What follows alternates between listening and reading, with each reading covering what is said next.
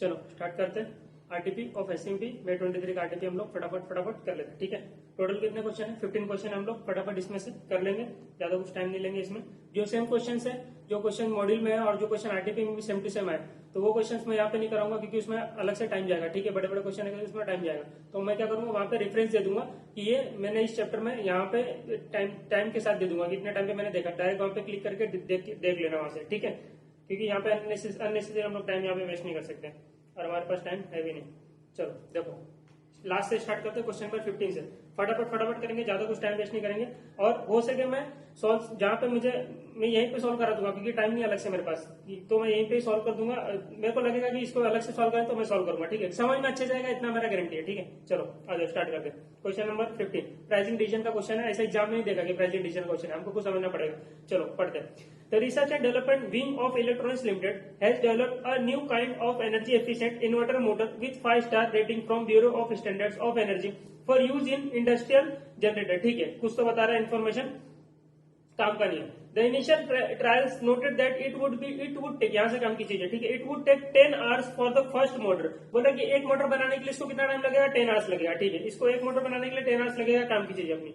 ठीक है, आगे का बोला which is subject to learning, जिसमें इसमें लर्निंग का लगा हुआ। क्या बोल रहा है? 80% तुम्हारा लर्निंग का रहेगा। लर्निंग को मैंने क्या मैंने कहाँ पढ़ा है? देखो ध्यान से मैं बताता हूँ, वहां पे पढ़ा है सीएमटी में, मतलब cost management technique. Cost management technique का एपिसोड 1 जाओगे ना, का एपिसोड 1 में, एपिसोड 1 है ना, हाँ एपिसोड 1 में जब 27.20 ये टाइम पे, ये मिनट पे ना मैंने ना एक क्वेश्चन करा है। अब वो क्वेश्चन में ना पहले मैंने लर्निंग को समझा, तो वो वहां से ना लर्निंग को ना कॉन्सेप्ट बहुत अच्छे से समझ लेना। वहां पे 10-15 मिनट में मैंने कॉन्सेप्ट बताया। तो सीएमटी का कॉस्ट मैनेजमेंट टेक्निक एपिसोड 1 में जाना 27.20 मिनट पे, यहाँ पे।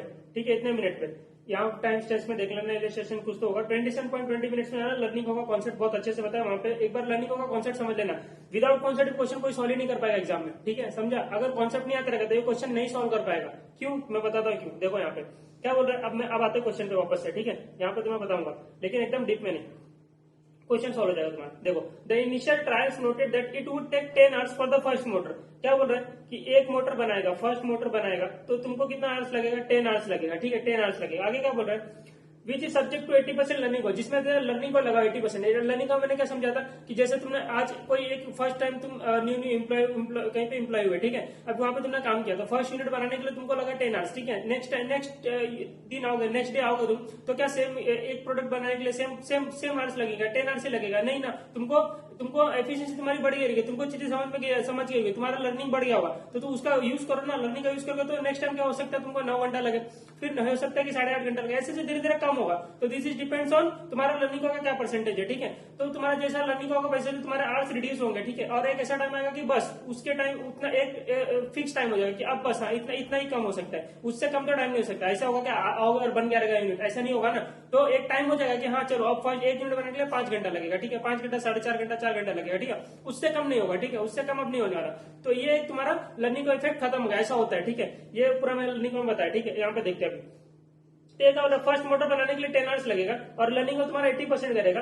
द कॉस्ट ऑफ मटेरियल पर मोटर वुड बी 2400। क्या बोल रहा है? कॉस्ट ऑफ मटेरियल पर मोटर, जो मटेरियल लगेगा उसका 2500 रुपीज खर्चा लगेगा। लेबर चार्जेस 175 लगेगा पर आवर, एक घंटे का 175 रुपीज। एंड ओवरहेड्स का बोला 125% ऑफ लेबर कॉस्ट, तो लेबर के ऊपर डिपेंड है तुम्हारा overhead cost. Okay, the first order received is for delivery of 8 Motors. देखो ऐसा है ना, यहाँ पे दिमाग, ये 8 मोटर्स लिख सकता था ना, यहाँ पे ऐसा लिख सकता था ना 8 मोटर्स, ऐसा 8 लिखता है, समझ में नहीं आता क्या पूछ रहा है। ठीक है, इसने क्या बोला कि तुमको फर्स्ट ऑर्डर मिला, कितना 8 मोटर्स बनाना है तुमको। ठीक है, calculate the price the company should quote to have profit margin of 20% on sales. ठीक है, क्या बोला? 20% ऑन सेल्स इसको कमाने का, और क्या ये प्राइस कोट करे। ठीक है, तो जितना भी अपना टोटल कॉस्ट होगा उसके क्या करेंगे, cost plus profit equal to क्या, देखो cost plus profit equal to sales होता है ना। ठीक है, तो सेल्स के ऊपर क्या चाहिए? 20% ऑन सेल्स चाहिए, तो सेल्स इज 100 के इसके ऊपर 20%, मतलब कॉस्ट हमारा 80% होगा। जो भी तुम्हारा कॉस्ट आएगा दैट इज हमारा 80% प्लस 20% प्रॉफिट ऑफ सेल्स 100 का। ठीक है, तो ये हम लोग कर लेंगे। ठीक है, इसका मेरे को टोटल कॉस्ट निकालना है। कॉस्ट निकालने के लिए क्या क्या कॉस्ट है? देखो, एक तो लेबर का कॉस्ट है, सॉरी मटेरियल कॉस्ट है। मटेरियल कॉस्ट दिया 2500 पर मोटर। ठीक है, द कॉस्ट ऑफ मटेरियल पर मोटर, देखो यहाँ पे लिखा पर मोटर लिखा हुआ है, देखो पर मोटर। एक मोटर का कितना कॉस्ट है 2500, तो 8 मोटर का कितना इंटू 8 कर देंगे, ठीक है। मटेरियल का कॉस्ट निकल गया, लेबर का कॉस्ट निकालना है पर आवर। अब मेरे को टोटल आवर्स पता करना चाहिए कि 10 मोटर्स बनाने के लिए कितने आवर्स लगने वाले हैं, तो मैं पर आवर इंटू कर दूंगा तो मेरा लेबर का कॉस्ट आएगा, और लेबर का कॉस्ट आएगा तब ना जाके मेरा ओवरहेड का कॉस्ट आएगा, तो दोनों नहीं पता मुझे। चलो दोनों हम लोग कैलकुलेट करेंगे। चलो चलो चलो यहाँ पे कर दे, चलो यहीं पे कर देता हूँ। देखो देखो, फर्स्ट मोटर बनाने के लिए कितना टाइम लग रहा है, फर्स्ट मोटर बनाने के लिए 10 आवर्स लग रहा है, ठीक है। फर्स्ट मोटर बनाने के लिए मुझे 10 आवर्स लग रहा है। अब मुझे एक बात बताओ, चलो यार अलग से कर देता हूँ, नहीं तो तुम लोगों को तकलीफ हो जाएगा। क्वेश्चन नंबर 15 हम लोग कर रहे हैं, ठीक है। ये वाला क्वेश्चन हम लोग कर रहे हैं, क्वेश्चन नंबर 15। देखो क्या बोल रहा है, फर्स्ट मोटर बनाने के लिए 10 आवर्स लगता है, ठीक है। अभी देखो लर्निंग का क्या बोलता है, लर्निंग का 80% है, ठीक है। लर्निंग का मैंने कॉन्सेप्ट वहां पे समझा है कि डबल द मिनट्स पे अप्लाई होता है। देखो फर्स्ट मोटर बनाने के लिए 10 आवर्स लगा, तो फर्स्ट का डबल क्या होता है 2, तो सेकंड मोटर बनाने के टाइम पे जो आवर्स लगेगा किसका 10 का 80% लगेगा। 80% का लर्निंग का है ना, तो 10 का 80% बोलो कितना होता है 8 आवर्स।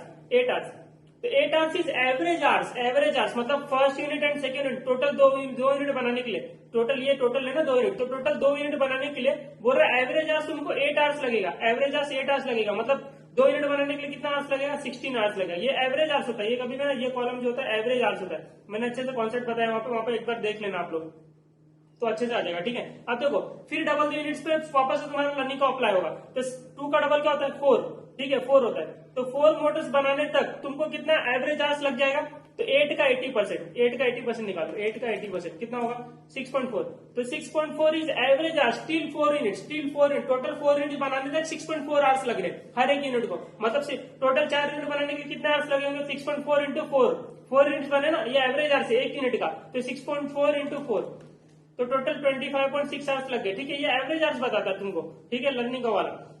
अब देखो अब नेक्स्ट क्या हो रहा है 4 का डबल 8, 4 का डबल 8, ठीक है। 8 मोटर्स बनाने के लिए कितना लगेगा 6.4 का 80%, कितना 6.4 का 80% कितना आएगा 5.12, ठीक है 5.12। तो वापस से 5.12 क्या तुम्हारा एवरेज आवर्स है। अब देखो हमको ना फॉर्मुला पता था y is equal to ax b वाला, ठीक है, लेकिन इसमें लॉग वॉग लगता है, कुछ इन्फॉर्मेशन दिया नहीं क्वेश्चन में, इसके लिए हमको ना ऐसा करना पड़ा जो अपना कॉन्सेप्ट समझा था। इसके लिए मैं बोल रहा हूँ कॉन्सेप्ट नहीं समझा रहेगा ना तो ये नहीं कर पाओगे, कॉन्सेप्ट जिसको आता रहेगा वही ये कर पाएगा। फॉर्मुला इधर फॉर्मुला लगा ही नहीं पाओगे, कैसे लगा पाओगे, लॉग का वैल्यू दिया होगा नहीं दिया होगा, तो हमको ये लगाना पड़ेगा। अब देखो ये हो गया, तो 80% डायरेक्ट मैंने लगाया, ठीक है। y is equal to ax b करके भी मैं निकाल सकता था, y देखो ऐसा y is equal to ax b, इसमें क्या y ए क्या बोलता है कि फर्स्ट यूनिट बनाने के लिए कितना आवर्स लगता है, तो 10 आवर्स लगता है। एक्स बोलता है कितने यूनिट्स का तुमका एवरेज चाहिए, तो मैं 8 यूनिट्स बेचने वाला ना इंटू 8, लर्निंग का 80% है, ठीक है।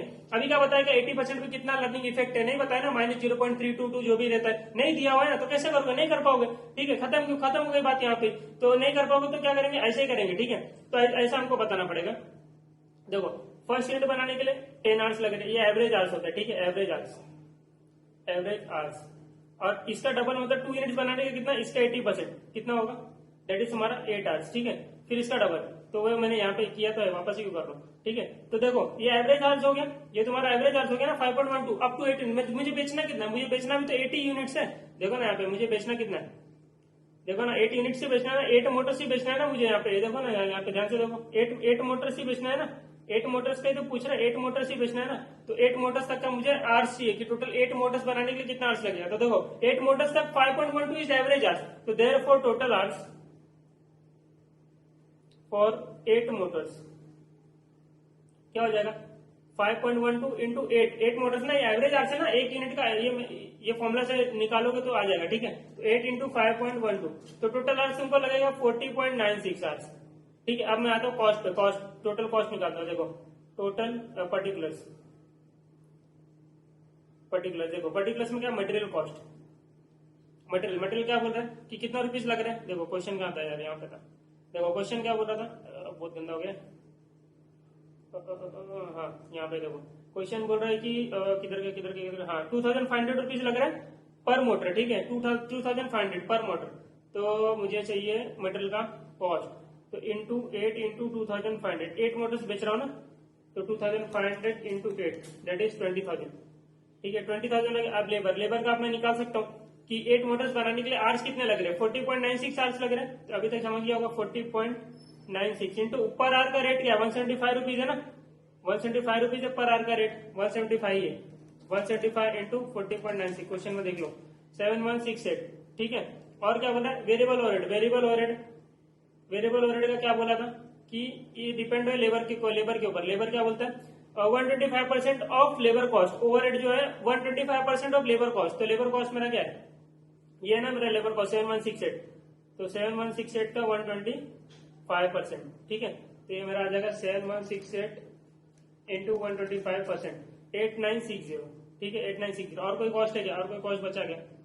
नहीं नहीं नहीं नहीं नहीं, और कोई कॉस्ट नहीं है, ठीक है ठीक है। इसको टोटल कर दो, टोटल कर दो फटाफट, टोटल कर दो। प्लस 7168 प्लस 20,000, तो मेरा टोटल कॉस्ट हो गया 36,128। अभी क्या बताइए, ये मेरा कॉस्ट आ गया, ठीक है। प्लस प्रॉफिट, ये मेरा आ जाएगा सेल्स, ठीक है। तो सेल्स इज 100, प्रॉफिट इज 20% और कॉस्ट इज 80%। तो हाउ मच इज सेल्स, ऐसा कर दो 36 into 100 divide by 80%, divide by 80% में डायरेक्ट करूंगा, मेरा आ जाएगा सेल्स 45,160, ठीक है। और ये डिफरेंस निकालोगे तो आ जाएगा तुम्हारा प्रॉफिट, कितना आ जाएगा 9032। तो ये मेरा प्राइस कोट करना चाहिए। तो पर मोटर कितना हो जाएगा, तो therefore price, sales price, selling price पर motor is equal to 45,160 divide by 8 motors, 45,160 divide by 8 motors, तो 5645, ठीक है। मैं सेलिंग प्राइस ये मैं कोट कर दूंगा, ठीक है। उसको सामने वाले को देखो, आंसर देख लेते हैं, मैच कर लेते हैं। 5645 आंसर आ रहा है क्या? तो लास्ट क्वेश्चन पे आ जाओ, देखो 45,160 आ गया, ठीक है। Price to be quoted, direct 8 motors का कोट करना था 45,160, ठीक है। पर मोटर वो लोग नहीं बता रहे, तो टोटल बता दिए, टोटल 45,160, यही करेंगे, ठीक है। खत्म हो गया, तो दिस इज डन, ठीक। Question number 15 is done. तो ये हमारा हो गया। मैं ना ऐसा बना लेता हूँ, क्या इजी पड़ता है, मेरे को पता चलता है कितना हो रहा है कितना नहीं हो रहा है, ठीक है। ऐसे ही क्या करो, चैप्टर जब पढ़ोगे ना ऐसे ही क्या करो। चलो क्वेश्चन नंबर 15 हो गया। अब आते क्वेश्चन नंबर 14 पे।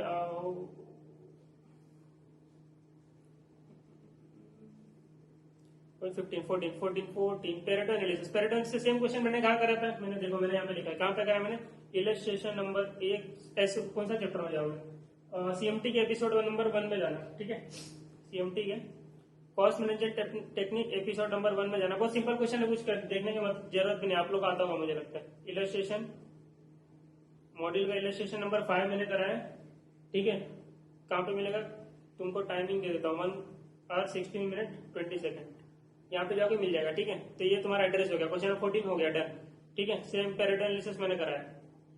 अब आ जाओ ये customer profitability analysis, question number 13, ये मैंने कराया क्या, नहीं कराया तो कर लेते हैं, नहीं करा तो कर लेते हैं।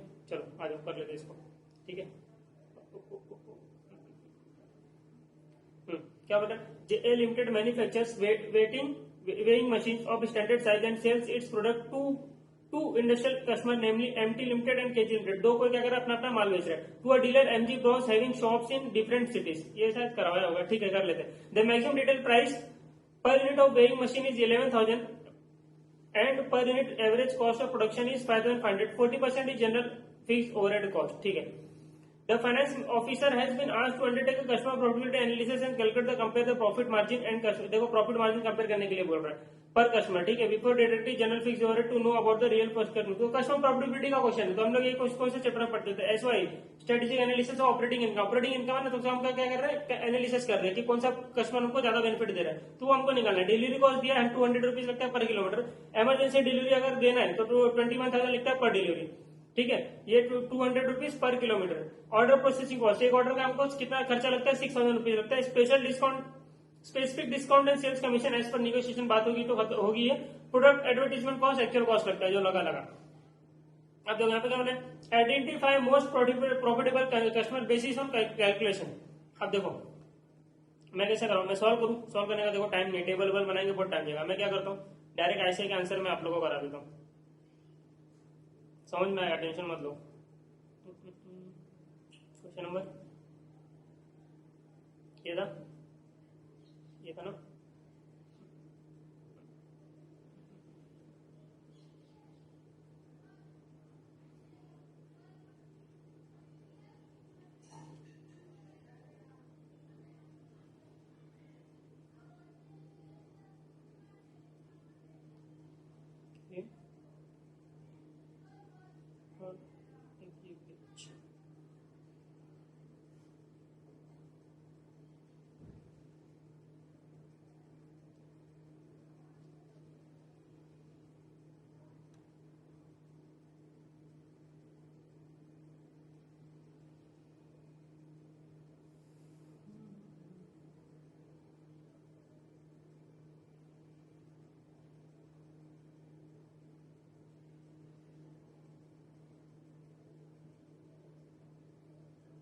एक सेकंड चालू। चलो करते हैं। अब देखो क्या बोल रहा है,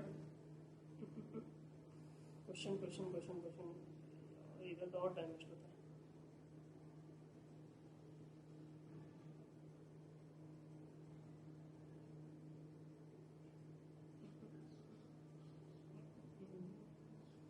following data are available for each customer. देखो सेल्स यूनिट, एमटी को हम कितना बेचते हैं 2000 यूनिट्स बेचते हैं, केजी को 1000 यूनिट्स बेचते हैं, एंड एमजी को 800 यूनिट्स बेचते हैं। टोटल डिलीवरी किलोमीटर ट्रैवल, देखो इसमें 1000 डिलीवरी किलोमीटर ट्रैवल होता है, इसमें 800, इसमें 900। तो इसमें देखो नहीं क्या था, पर किलोमीटर इतना 200 रुपीज खर्चा होता है। तो इंटू कर लेंगे तो आ जाएगा इसका टोटल खर्चा आ जाएगा डिलीवरी का।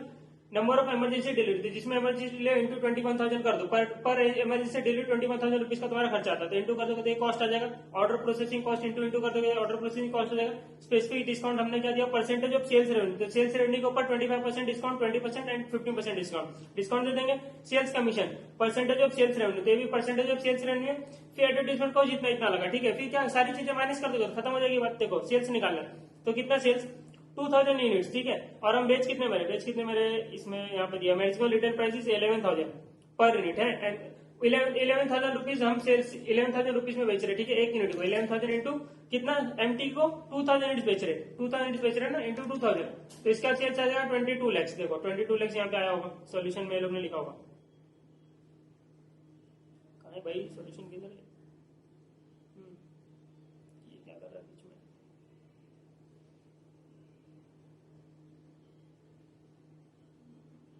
चलो देखो ये आ गया 22 लैक्स बोला था मैं, कितना है 22 करोड़। ये 22 करोड़ सेल्स रेवेन्यू हो गया। ऐसे तीनों का मल्टीप्लाई करेंगे तो तीनों का सेल्स रेवेन्यू आ जाएगा, ठीक है। कैसे मल्टीप्लाई, देखो 1000 इंटू करो ना, 1000 इंटू 11,000 कैलकुलेशन है यार, ये सब टाइम नहीं है अपने पास। ये देखो ये हो गया और ये हो गया, मल्टीप्लाई करने का आ जाएगा, ठीक है। अब देखो इसमें क्या बोल रहा था कि वेरिएबल कॉस्ट हम माइनस करेंगे ना, कंट्रीब्यूशन आएगा। फिर देखो इसमें यहाँ पे ये मेन लाइन ये था कि average cost of production is 5,500 है। टोटल कॉस्ट ऑफ प्रोडक्शन कितना है 5,500 है, लेकिन 40% is general fix overhead cost. तो 40% तुम्हारा फिक्स ओवरहेड कॉस्ट है, फिक्स कॉस्ट है, तो फिक्स कॉस्ट थोड़ी ना भी लेंगे। कितना है तुम्हारा 60% वेरिएबल कॉस्ट है, तो 5,500 का 60% कितना होता है 3,300। तो तुम्हारा जो 3,300 है, 3,300 दिस इज तुम्हारा वेरिएबल कॉस्ट है। ये तुम्हारा वेरिएबल कॉस्ट इंटू मल्टीप्लाई होगा 2,000 इंटू 2,000 बेचा ना पहले वाले को, तो इंटू 3,300 तो तुम्हारा 66 लाख का तुम्हारा वेरिएबल कॉस्ट आ गया। तो देखो यहाँ पे ये 66 लाख है, ठीक है। देखो यहाँ पे 3,300 पर यूनिट, ठीक है। तो ये तीनों का मल्टीप्लाई करते हैं, तीनों के यूनिट से, तो तुम्हारा आ जाएगा वेरिएबल कॉस्ट। ये तुमने मल्टीप्लाई माइनस किया, तुम्हारा कॉन्ट्रीब्यूशन आ गया, ठीक है। अब डिलीवरी कॉस्ट तुमको माइनस करना, तो देखो यहाँ पे क्या लिखा था 200 रुपीज लगता है पर किलोमीटर, तो 1 किलोमीटर का 200 रुपीज। तो इधर पे टोटल किलोमीटर दिया हुआ है ना सबका, देखो कहाँ दिया हुआ है, ये देखो 1000 किलोमीटर थे, तो 1 किलोमीटर का 200 रुपया, तो 1000 किलोमीटर का कितना, तो 1000 इंटू 200। एक का बता दे रहा हूँ, बाकी तीनों का वैसे निकलेगा 2 लाख रुपीज आएगा, ठीक है। तो 2 लाख रुपीज आ गया, बाकी इसका भी ऐसे निकल जाएगा। इमरजेंसी डिलीवरी कॉस्ट सब एक कॉस्ट माइनस करो यार, सिंपल एकदम। इमरजेंसी कॉस्ट, ये कॉस्टिंग वॉस्टिंग क्या एकदम सिंपल है, कुछ है नहीं इसमें, कौन सा चैप्टर वो सब जानने की जरूरत भी नहीं है। 2 बार डिलीवरी हुई तो 21,000 रुपीज लग रहा है पर डिलीवरी, देखो ना यहाँ पे 21,000 लग रहा है ना पर डिलीवरी, देखो यहाँ पे 21,000 पर डिलीवरी इमरजेंसी डिलीवरी का, ठीक है। तो 21,000 इंटू 2 ये आ गया तुम्हारा 42,000, और यहाँ पे 21,000, तो ये 2 कॉस्ट हो गए 21,000 और 42,000, तो यहाँ पे दिया हुआ देखो 42,000 21,000, ठीक है। अभी ऑर्डर प्रोसेसिंग कॉस्ट नीचे एक एक कॉस्ट हम लोग कर रहे हैं। देखो पहले सेल्स किया, फिर एक कॉस्ट माइनस किया वेरिएबल, डिलीवरी वाला कॉस्ट किया, इमरजेंसी डिलीवरी वाला कॉस्ट किया, ऑर्डर्स का ले रहे। देखो 4 बार ऑर्डर होगा, एक ऑर्डर का खर्चा कितना रहता है 6,000 रुपीज लगता है पर ऑर्डर, तो 4 ऑर्डर का 24,000, ठीक है। तो वैसे तीनों का कर लेंगे।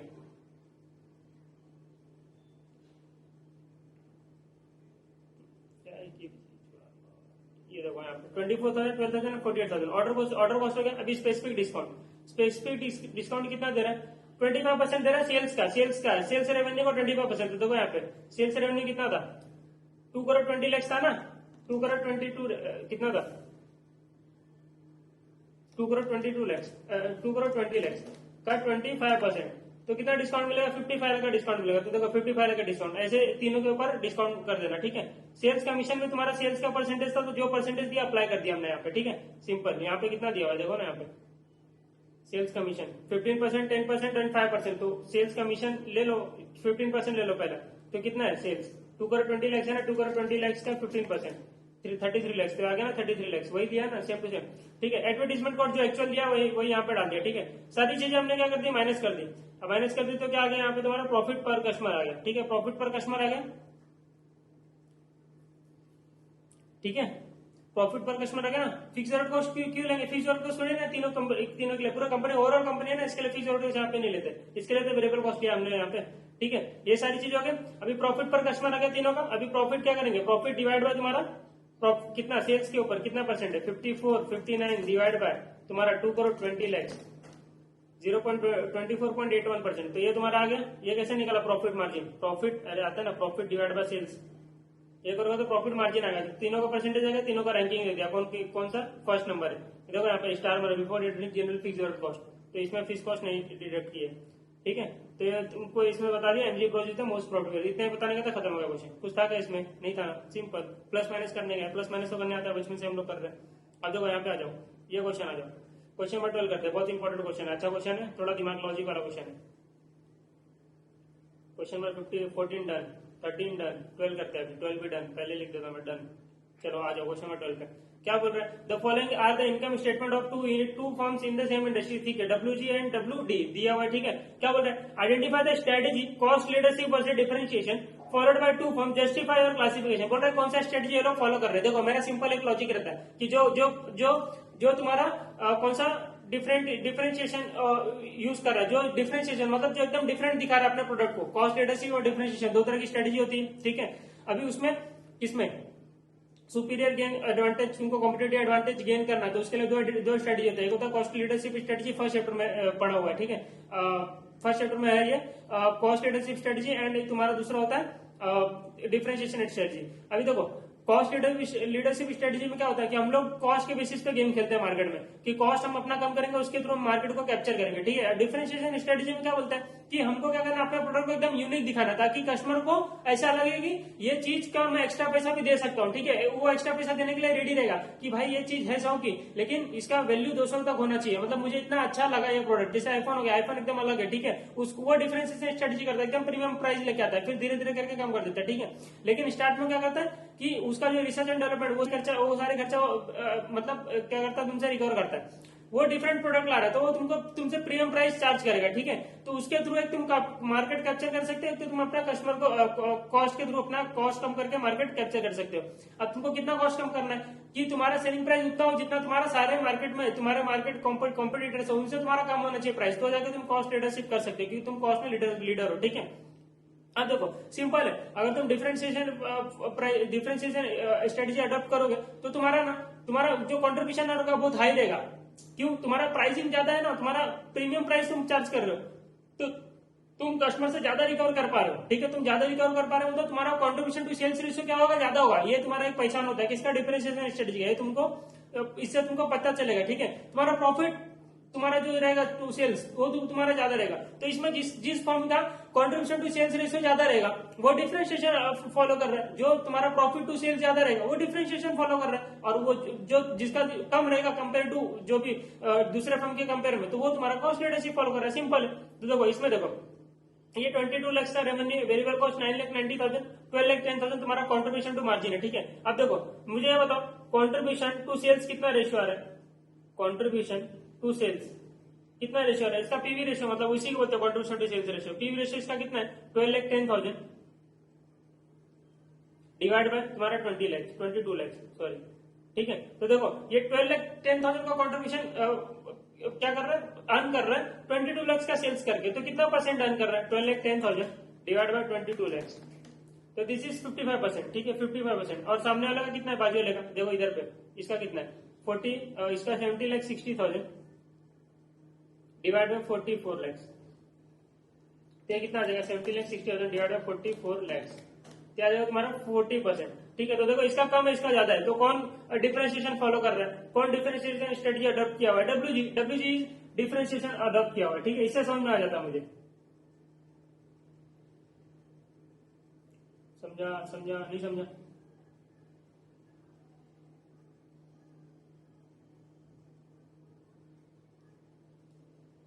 ठीक है, समझ में आया? अभी देखो इसका प्रॉफिट टू सेल्स रेशियो निकालो, 4,40,000 कमा रहा है 22 लाख के रेवेन्यू में, ठीक है, तो कितना आएगा ये कॉन्ट्रीब्यूशन टू सेल्स रेशियो, और प्रॉफिट टू सेल्स रेशियो बताओ मुझे, 4,40,000 डिवाइड बाय तुम्हारा 22 लाख, कितना आएगा 20%, इसका 20% है, और इसका कितना है, इसका बताओ, 4,40,000 डिवाइड बाय तुम्हारा 44 लाख, 10%, इसका भी देखो कम आया ना, इसका ज्यादा आया, तो ठीक है, तो ये दोनों में हीरो है, तो ये हीरो है, तो मतलब ये क्या कर रहा है, डिफरेंशिएशन फॉलो कर रहा है, और कॉस्ट लीडरशिप ये कॉस्ट लीडरशिप कर रहा है, तो डब्ल्यू के बारे में मैं लिख दूंगा यहाँ पे, ये डिफरेंशिएशन कर रहा है, ठीक है, ये डिफरेंशिएशन फॉलो कर रहा है, और W D is cost leadership follow कर रहा है, ठीक है, ये हो गया क्वेश्चन नंबर 12 खत्म। अब आते क्वेश्चन नंबर 11 पे। क्वेश्चन नंबर 11 क्या बोला, देखो, Hard rock Coconut is an exclusive resort located in famous island of Pacific Ocean that owes to isolate it guest from the hustle and bustle of everyday life, ठीक है, लोगों का क्या तकलीफ बहुत है, लोगों को तकलीफ बहुत है, तो क्या वो क्या बोल रहा है कि मैं आइसलैंड ओपन के वहां पे आ जाऊं, वहां पे आके तुम्हारा तकलीफ पूरी सब दूर हो जाएगा, थोड़ा घूम के जाओ,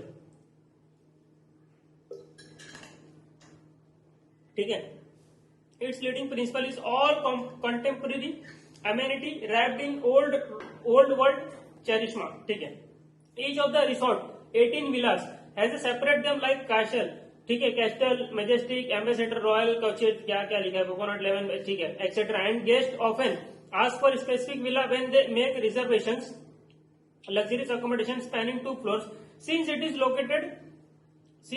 located within a 300-acre estate on white sand beach, the resort offers its guests a wide variety of outdoor activities such as horseback riding, ठीक है, ये सारी चीजें दे रहा हूँ, guests could also while away the day relaxing in the pool and availing themselves of the resort's world famous spa, hard cocoa spa, ठीक है, ये स्पा दे रहा है, ठीक है, बोल रहा है कि पूल में आओ मजा करो, स्पा करवा लो, the dining room which only has 3 tables for public is acceptable, proud is for 4-star rating, ठीक है, ओके, क्या बोल रहे हैं, डेवलप करो balance score card hard rock coconut के लिए, not it is sufficient to give 2 matches in each of the 4 percent, देखो बैलेंस स्कोर कार्ड मैंने कहां पढ़ा है, पीएमई चैप्टर पढ़ा है, वहां जाकर कॉन्सेप्ट देख लो, बैलेंस स्कोर कार्ड में क्या बताया था मैंने कि 4 तरह के मेजर होते हैं, जिससे हमको क्या पता चलता है कि हमको हमारा कितना बिजनेस कहाँ पे है, उसका स्कोर कार्ड बताता है, ठीक है, अब देखो उसमें 4 मेजर्स होते हैं, उसमें एक फाइनेंशियल होता है, बाकी 3 का होता है नॉन फाइनेंशियल होता है, देखो पहला मेजर्स का होता है, देखो एक फाइनेंशियल मेजर होता है, बाकी 3 नॉन फाइनेंशियल मेजर्स होते हैं, इसको क्या बोलते हैं, नॉन फाइनेंशियल मेजर, ठीक है, पहले मेजर्स में क्या आता है तुम्हारा फाइनेंशियल पर्सपेक्टिव,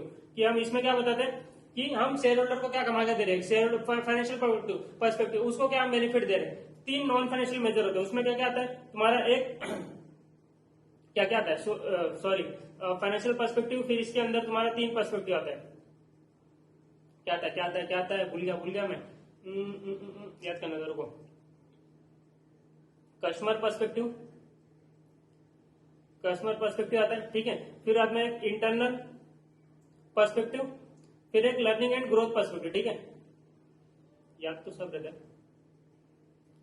फास्ट पढ़ा रहा हूं ना, भूल जाते हैं, चलो देखो इधर पे देखो, ठीक है, 4 तरह के तुम्हारे पर्सपेक्टिव होते हैं, ठीक है, फाइनेंशियल पर्सपेक्टिव, उसमें क्या बताते हैं हम लोग कि हम लोग शेयर होल्डर को क्या कमा के दे रहे हैं, ठीक है, कस्टमर पर्सपेक्टिव हम उसको क्या सेटिस्फेक्शन दे रहे हैं, कस्टमर को क्या सेटिस्फाई कर रहे हैं, ये सारी चीज होती है। इंटरनल पर्सपेक्टिव में हम लोग क्या चेक करते हैं कि हम लोग ऐसी क्या चीजें कर रहे हैं जिससे कस्टमर के लिए हम क्या कर रहे हैं, बेनिफिट लाके दे रहे हैं, जैसे देखो तुम्हारा क्रॉस प्रोडक्ट बिकना, जैसे देखो तुमने ऐसा कुछ किया जिससे तुम्हारा जो कस्टमर है वो बोल रहे हैं कि तुम्हारे पास और भी कुछ चीज है क्या, मतलब जैसे देखो सिंपल एग्जांपल दे रहा हूँ, जैसे मैं कॉस्टिंग पढ़ा रहा हूँ, ठीक है, तो कॉस्टिंग पढ़ाने से बच्चे इतने खुश हो गए कि वो बोल रहे हैं कि सर हमको आपका एसएफएम का भी क्लास लेना है, ठीक है, तो ये हो गया, एक प्रोडक्ट बिकने की वजह से दूसरा प्रोडक्ट का भी बिक रहा है, तुम्हारा डिमांड बढ़ रहा है, ठीक है, दैट इज तुम्हारा इंटरनल बिजनेस पर्सपेक्टिव ज्यादा अच्छा है, ठीक है, और एक लर्निंग एंड ग्रोथ पर्सपेक्टिव होता है कि तुम अपने ह्यूमन मतलब अपने एम्प्लॉय लोग के लिए क्या कर रहे हो, कि तुम्हारा लर्निंग एंड ग्रोथ क्या हो रहा है, उनके लिए क्या हो रहा है, तुम्हारे बिजनेस में क्या लर्निंग हो रहा है, तो वो सारी चीजें, नया नया कस्टमर को नया प्रोडक्ट को इंट्रोड्यूस करना, तो इसमें क्या बोला तुमको कि ये चारों बिजनेस स्कोर कार्ड,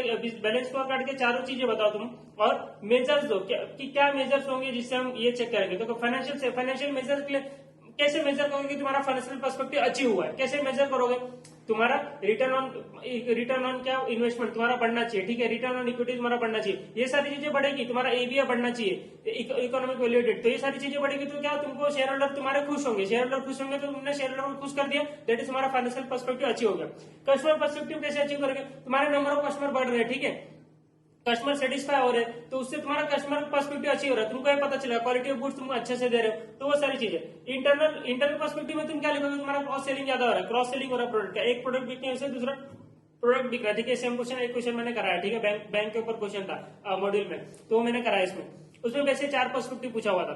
फिर learning and growth perspective, learning growth perspective में क्या होगा कि तुम बताओगे कि तुम्हारा कितने एम्प्लॉइज कितने ट्रेंड हो रहे हैं, ठीक है, वो कितना ग्रोथ हो रहा है, तो वो सारी चीजें तुमको यहाँ पे लिखनी पड़ेगी। देखो हम लोग देख लेते हैं क्वेश्चन नंबर ऐसे आंसर देख लेते हैं।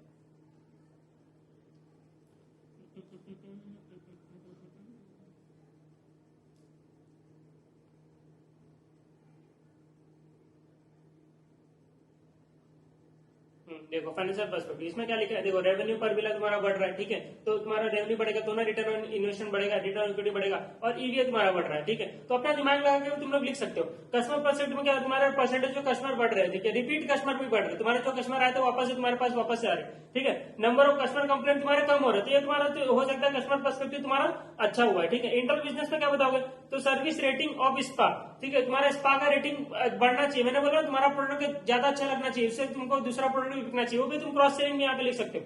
Staff hours per guest, percentage cost spent on for maintenance, travel guide rank for student, ठीक है। इनोवेशन लर्निंग में एम्प्लॉय का रिटेंशन, एम्प्लॉय तुम्हारा अगर खुश रहेंगे, मैंने बोला एम्प्लॉय का ट्रेनिंग करेंगे तो उसको खुश रखो, तो वो सब खुश रहेगा तो रिटेंशन तुम्हारा रहेगी। एम्प्लॉय अगर बार बार छोड़ के जा रहे हैं मतलब तुम्हारा लर्निंग एंड ग्रोथ पर्सपेक्टिव है ही नहीं, तुम उसको सिखा ही नहीं रहे उनको।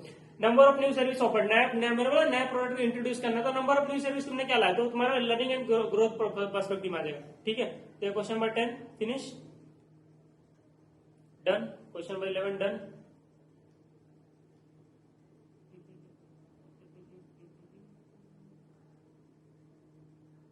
टाइम में डन, ठीक है। देखो फटाफट हो गया अपना, कितना मिनट हुआ अभी, टाइम कितना हुआ,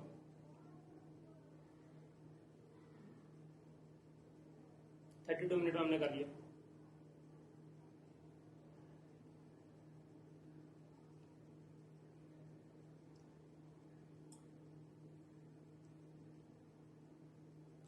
अभी 10 का देखो, 10 वाला क्वेश्चन क्या है, ये देखो ये ना केस स्टडी डाइजेस्ट में मैंने करा है। केस स्टडी डाइजेस्ट का ना एपिसोड नंबर 2 करना, बहुत सिंपल क्वेश्चन है। Episode number 2 case study digest का क्वेश्चन नंबर 12 है, ठीक है। एपिसोड नंबर 2 में जाना, किसमें जाओगे, एपिसोड नंबर 2 में जाओगे, ठीक है। एपिसोड नंबर 2 में तुमको क्वेश्चन नंबर 12 में मिल जाएगा, सेम क्वेश्चन मैंने कराया है, खत्म हो गया। ये क्वेश्चन नंबर 10 भी खत्म हो गया। Question number 9, does the seeming lack of improvement in financial performance with the customer satisfaction कर दो इसको। देखो डीपीपी का क्वेश्चन है, डायरेक्ट प्रोडक्ट प्रोडक्टिविटी का क्वेश्चन है, ये मैं बताता हूँ, मैंने काम पे करा है। सेम क्वेश्चन हम नहीं करेंगे ना, टाइम वेस्ट होगा ना, वहां से देख सकते हो ना। देखो इसमें ये मैंने करा है तुमको एसओआई में, एसओआई चैप्टर में जाओगे, strategic analysis of operating income, इसमें ना टीवाईके 3 मैंने करा है, ठीक है। टीवाईके 3 करा है, कौन सा, एपिसोड नंबर 2 में करा है, एपिसोड नंबर 2 में करा है। टाइमिंग लिख देता हूँ 0.30, मतलब पहले क्वेश्चन है, स्टार्ट होएगा ना तो सबसे पहला क्वेश्चन नहीं कराऊंगा, ये क्वेश्चन ना चेंज हो गया, मतलब इसमें ना नाम चेंज कर दिया, इसमें क्या क्यूएसी नाम डाल दिया और प्रोडक्ट का नाम डाल दिया O2 और O1, इसमें प्रोडक्ट का नाम है स्टार एंड डॉफ। देखो ये ऐसा क्वेश्चन है तुम्हारा टीवाईके में, टीवाईके 3 देखोगे ना सेम क्वेश्चन है, स्टार एंड डॉफ, ये ऐसा करके है, ये दो प्रोडक्ट का नाम ये है, O1 O2 की जगह पे, और कंपनी का पूछा रहा, ठीक है। तो ये तुम्हारा सेम क्वेश्चन है, इसमें कोई डिजिट भी नहीं चेंज किया है। देखो 622.5 103 पॉइंट मेरे को याद है, यही क्वेश्चन है, इसमें ये 10,000 20,000 ये सारे सब जीडी सब सेम है, सब सेम है इसमें, ठीक है, कुछ चेंज नहीं है। तो ये क्वेश्चन तुम लोग वहां से रिफर कर लो, टीवाईके नंबर 3 एपिसोड नंबर 2 0.031 सेकंड्स, ठीक है। तो ये पहला क्वेश्चन मैंने कराया, इसका मतलब टीवाईके 3 में, एपिसोड 2 में से होगा, ठीक है। तो वहां से देख लो, क्वेश्चन तुम्हारा हो जाएगा। बहुत इंपॉर्टेंट क्वेश्चन है, छोड़ना मत, छोड़ दोगे ना तो एग्जाम में आ जाएगा, समझ रहे हैं ना, एग्जाम छोड़ दोगे तो एग्जाम में आ जाएगा, नहीं छोड़ोगे तो नहीं आएगा, तो इंपॉर्टेंट है, छोड़ना मत, ठीक है, अच्छे से करके आना। तो ये डीपीपी का क्वेश्चन और बहुत अच्छा क्वेश्चन है, ठीक है, एग्जाम में आ सकता है, मुझे ऐसा लग रहा है, तो कर लेना इसको अच्छे से, बहुत सिंपल क्वेश्चन है, मैंने बहुत अच्छे से करा है, उधर पे जाके देख लो, ठीक है। अभी देखो, अभी ये कौन सा क्वेश्चन है, ये क्वेश्चन तो मेरे को बहुत गंदा लगा, इसमें बताता हूँ क्यों। अभी आ जाओ क्वेश्चन नंबर 6 पे आ जाओ, थ्योरी ऑफ कांस्टेंट। मुझे कुछ क्वेश्चन बहुत अच्छे लगे, मैं तुमको बताता हूँ क्वेश्चन। ये क्वेश्चन पे मैंने करा है MB chapter, modern business environment, modern business environment में ये क्वेश्चन भी मैंने करा है, कहाँ पे, टीवाईके नंबर 8, एक ही लेक्चर है एमबी का, 4 घंटे का लेक्चर है, ठीक है, टीवाईके 8। TY के 8 करा है, उसमें टाइम स्टैंड भी बना हुआ है, एक स्टूडेंट ने बनाया है, उसमें देखो 3 hours 31 minutes 55 सेकंड। यहाँ पे जाओगे ना मिल जाएगा क्वेश्चन, ठीक है। डायरेक्ट क्लिक करो, डायरेक्ट जाके देख लो, बहुत इंपॉर्टेंट क्वेश्चन है, वेरी इंपॉर्टेंट क्वेश्चन, ठीक है। एग्जाम में आने जैसा क्वेश्चन लग रहा है मुझे, वेरी इंपॉर्टेंट क्वेश्चन, ये अच्छे से कर लेना, ठीक है। नाम चेंज हुआ रहेगा, बाकी सारी चीजें सेम है। हाँ नाम चेंज है, देखो CJCD वहां पे नाम चेंज है, बाकी सब कुछ सेम है, ठीक है। नाम चेंज किया प्रोडक्ट का, बाकी सब कुछ सेम है, तो ये वहां से रेफर कर लो, ठीक है। तो हमारा कौन कौन सा हो गया, 6 हो गया, 7 वाला पेंडिंग है, 6 हो गया, 8 हो गया, 6 हो गया, 8 हो गया, 9 पेंडिंग है, 6 हो गया, 8 हो गया, 9 पेंडिंग है, ठीक है। 7 एंड 9 पेंडिंग, 1 2 3 4 5 बचेगा कुछ, खत्म हो गया ना फटाफट। अब बोलोगे सर आप तो रेफरेंस दे रहे हो तो खत्म हो जाएगा, हमको तो देखने में टाइम लगेगा। हाँ तो ये क्वेश्चन ऑलरेडी आप लोग ने देखा है, मॉड्यूल जब लेक्चर मैंने देख रहे थे तो उसमें ये सब क्वेश्चन कवर है, तो क्यों करोगे वापस, नहीं करोगे ना, फटाक से रिवाइज मारोगे, समझ में आ रहा है, कराने का सेंस नहीं बनता है। ये क्वेश्चन कर दे, ये क्वेश्चन मुझे अच्छा लगा, क्वेश्चन नंबर 5, चलो आ जाओ कर, इसको क्वेश्चन को वहां पे ले लूंगा, चलो कर लेते, देखो यहाँ पे देखो क्या बोला है, X is a leading toy manufacturing firm having commenced its commercial operations in the year 1990. The firm has a state-of-the-art manufacturing facility in India. It sells toys through retail outlets and the firm's website. क्या बोल रहा है कि retail outlet से बेचता है और firm के वेबसाइट से भी बेचता है, खुद का वेबसाइट है वहां से भी बेचता है। X has been pioneering the concepts of quality and safety in toys and has been instrumental in raising the quality standards of toys in the Indian market. Okay. X mission, उसका mission क्या, is to influence parents to spend on toys that enable every child to grow with the quality toys that contribute to his or her wholesome development, ठीक है। तो वो चाहता है कि सारे पेरेंट्स लोग जो है अपने बच्चे लोग को टॉयज खरीद के दें और वो लोग उनके साथ खेले और उनके जो बचपन है उसके साथ वो गुजरे, ठीक है। चलो जो भी है क्वालिटी टॉयज होने चाहिए उनके हाथों में। एक्स प्रोक्योर करता है the material from a number of different supplier, बहुत सारे सप्लायर वहां से क्या करता है, मटेरियल खरीदता है। All of the purchased material are dispatched to its warehouse located at its factory and are held there unless they are moved to production. क्या बोल रहा है कि सारे के सारे जो इनका मटेरियल है, all of the purchase material are dispatch हो जाता है टू इट्स वेयरहाउस में चले जाता है, लोकेटेड इट्स फैक्ट्री में जो लोकेटेड है, ठीक है। And are held this there unless they are move to production, जब तक कि प्रोडक्शन में नहीं जाता तब तक वो चीजें वहीं पे रखी रहती है। Okay, after production is completed, पहले से भी जाके रखे रहो ना अपने पास, चलो ठीक है, जो क्वेश्चन बोल रहे हैं पढ़ते रहते। After production is completed finished toys are moved to X retail outlet by its own vehicle, तो जब प्रोडक्शन कंप्लीट होगा तो वहां से क्या, तो वहां से उठा के उसके आउटलेट में लेके जाके वहां पे रख देते हैं, ठीक है, ओन व्हीकल से। Each week the vehicle follow the same time, ठीक है, सेम टाइम पे सब हर एक हफ्ते में काम होता है। Schedule regardless of the weight they are carrying, ठीक है, कितना माल लेके जा रहे हो वो सब इररिलेवेंट, ठीक है। हर वीक जो टाइम है उस टाइम पे लेके जाएंगे, भले खाली गाड़ी लेके जा रहे हैं, तो ये कोई सेंस है क्या, नहीं है ना सेंस। तुम्हारा कॉस्ट ये सब जा रहा है, सब बिना मतलब कॉस्ट खर्चे हो रहे हैं। आगे क्या बोल रहा है, finished toys that are sold through the X website are dispatched to its distribution center. X has recently got the contract to manufacture a new toy that is Toy Z, TYZ. देखो इसको एक नया contract मिला है, contract मिला क्या, TYZ, एक नया प्रोडक्ट बनाने के लिए। अब mini cartoon based on the character from a famous international animated film. X has not been given at any target price. इसको ना कुछ प्राइस बताया नहीं, कितने प्राइस में तुमको बेचना है, ठीक है, बस एक कॉन्ट्रैक्ट मिल गया। Hence is free to set the selling price of TYZ, तो उसके ऊपर खुद डिसाइड कर सकता है कि मैं ये टॉय कितने में बेचूंगा। However, must pay a royalty of 10% of the selling price to the film director, तो उस डायरेक्टर को रॉयल्टी पे करना पड़ेगा क्योंकि उसके नाम पे बन रहा है ना, तो उसको 10% का रॉयल्टी पे करना पड़ेगा।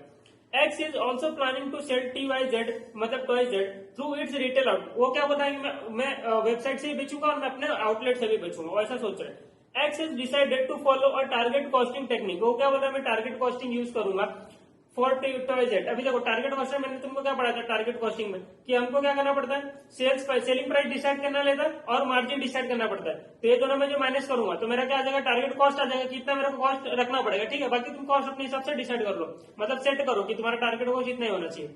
अब देखो क्या बोल रहे हैं, मार्केटिंग मैनेजर, यही टारगेट कॉस्टिंग का डेफिनेशन ये है ना, सेलिंग प्राइस में से तुमको मार्जिन निकालने का, ठीक है। मैं marketing manager has determined the selling price to be around 1750, देखो इन्होंने बता दी कि 1750 का मेरा क्या रहेगा, सेलिंग प्राइस रहेगा। TYZ needs a margin of 26% of the selling price, देखो 26% का मार्जिन भी बता दिया सेलिंग प्राइस के ऊपर, इसके ऊपर 26% मार्जिन रहेगा, ठीक है। For the estimated cost T Y Z refer annexure. देखो इसका एक कॉस्ट दिया हुआ है, ठीक है कोई बात नहीं, हम लोग अभी इसका सोल्यूशन करते हैं। क्वेश्चन नंबर क्या है? Question number 5। Question number 5 done. चलो करा दो ना, मैं टेंशन भी ले दो। क्वेश्चन नंबर 5 मुझे क्या करना है? टारगेट कॉस्ट डिसाइड करना है। टारगेट कॉस्ट डिसाइड करना, तो सेलिंग प्राइस में ले लूंगा, इसमें से मैं मार्जिन हटा दूंगा, तो मेरा आ जाएगा टारगेट कॉस्ट। सेलिंग प्राइस कितना? 1750 और उसके ऊपर मार्जिन कितना? 26%।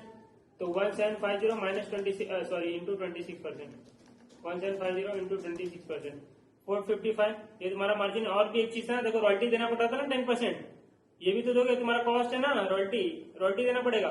कितना होता? फिक्स है ना रॉयल्टी, किसका है? 1750 का 10%, 175।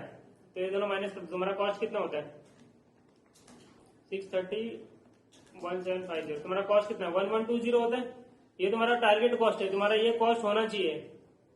देखो मार्जिन फिक्स्ड है, रॉयल्टी फिक्स्ड है, तुम्हारा जो कॉस्ट है वो 1120 होना चाहिए, सेलिंग प्राइस भी फिक्स्ड है, ठीक है। तो सेलिंग प्राइस में ये सब चीज माइनस कर दो, तुम्हारा क्या बचा? 1120 तुम्हारा टारगेट कॉस्ट है। तुम्हारा कॉस्ट कितना है? अब वो चेक करते हो, तुम्हारा कॉस्ट कितना है। देखो यहाँ पे कॉस्ट दिया हुआ है।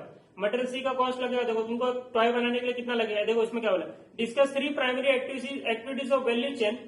3 प्राइमरी एक्टिविटी हमको बताना है वैल्यू चेन का। देखो चैप्टर 1 में पढ़ेंगे। चैप्टर 1 में हमने क्या पढ़ा था? अब पढ़ा नहीं था, मैंने अभी तक पढ़ाया नहीं चैप्टर 1, लेकिन अभी यहाँ पे बता दे। देखो चैप्टर 1 में क्या है कि value chain analysis. Value chain analysis के 2 एक्टिविटीज है, primary activity, secondary activities. Primary activities में क्या क्या चीज आती है, सेकेंडरी एक्टिविटीज में 4-5 चीज आती है, ठीक है। वो तुमको यहाँ पे बताना है, लेकिन यहाँ पे क्या बताना है? प्राइमरी एक्टिविटी का ही बताने का क्या? तीन प्राइमरी एक्टिविटीज बताना है। और which X can minimize gap if any. Gap कुछ होगा तो तुम्हारा कॉस्ट गैप होगा ना। तो अभी देखो कॉस्ट गैप कितना होगा तो पता करना पड़ेगा। तो मटेरियल सी में देखो, मटेरियल सी का खर्चा कितना? देखो एस्टिमेटेड कॉस्ट पर टी वाई जेड, एक यूनिट का कॉस्ट बता रहा है कि 150.50, ठीक है। 150.50 मटेरियल सी लग रहा है। देखो कॉस्ट कितना लग रहा है? 150 मटेरियल का कॉस्ट एज पर कंपनी के हिसाब से कॉस्ट कितना आ रहा है? मटेरियल सी और मटेरियल डी कितना लग रहा है कॉस्ट? 150.5, 122.5, 150.5, 122.5 और क्या? फिर अदर मटेरियल के लिए सी नोट बिलो, ठीक है, उसको देख लेते हैं हम लोग।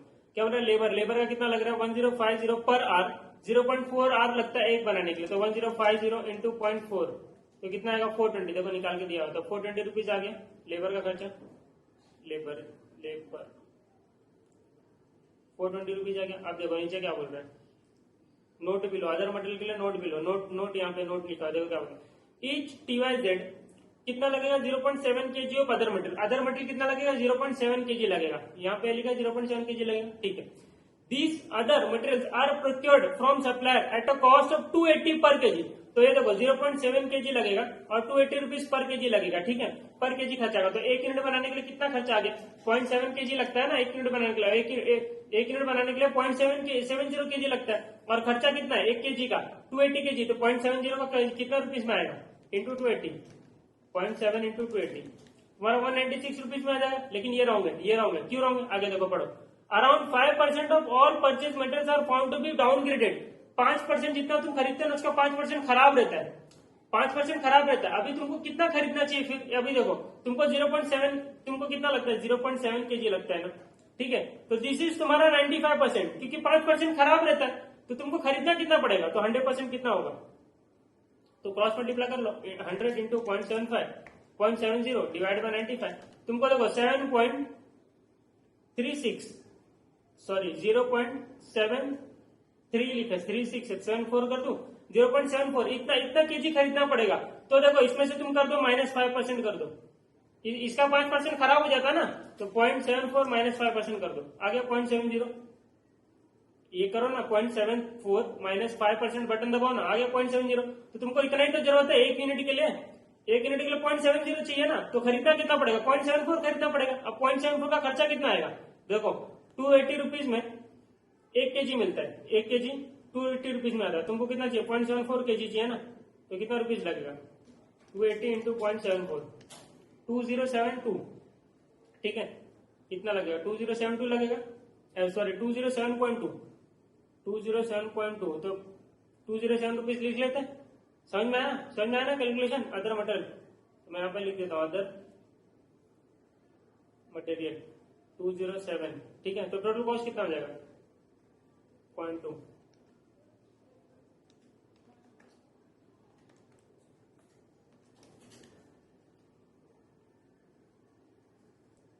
$150.5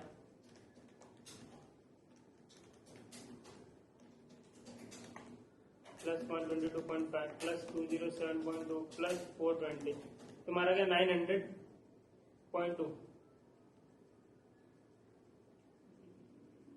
और कुछ कॉस्ट नहीं है क्या? ये दिखा, ये है ना specific production overhead cost 132 point और specific selling and distribution cost 160, ये दोनों कॉस्ट भी तो लेंगे ना। 132.30, 166.60, 130 क्या था 132.30, 166.60, ठीक है। अदर स्पेसिफिक कॉस्ट है, ठीक है। अब ये सब ऐड कर दो, प्लस 132.30 प्लस 166.60, 1199.10, ठीक है।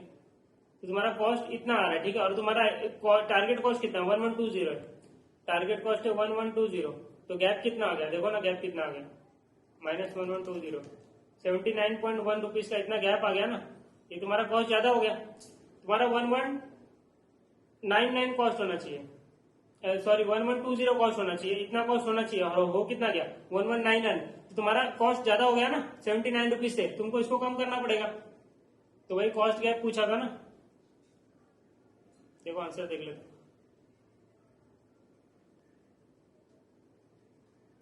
क्वेश्चन नंबर क्या है, देखो 78.20, 22, ये कॉस्ट गैप है ना, यही किया ना हम लोग ने सेलिंग प्राइस में से। ये अपना 1120 रहता है टारगेट कॉस्ट, ठीक है। मटेरियल सी मटेरियल, और ये देखो 420 और अदर मटेरियल का देखो 0.95, ये ऐसे किया। टोटल डेसिमल के वजह से अपना है 206.32, अपना 207 आया था। 132 और 160, टोटल कॉस्ट इनका 1198.2, तो डिफरेंस कितना है 78.22 का है, अपना 79 कुछ है, वो डेसिमल की वजह से, ठीक है। उतना चलता है, कितना 79.10 का अपना डिफरेंस आ रहा है, ठीक है। ये कॉस्ट गैप है। अभी तुमको क्या करना पड़ेगा, तुमको कॉस्ट कम करना पड़ेगा 79 रुपीज से, तो तुम्हारा कॉस्ट ये दोनों मैच हो जाएगा, ठीक है। तो तुमको अब 79 रुपीज से कॉस्ट कम करना है, तो क्या करना चाहिए तुमको कॉस्ट कम करने के लिए, वही पूछा है ना यहाँ पे। देखो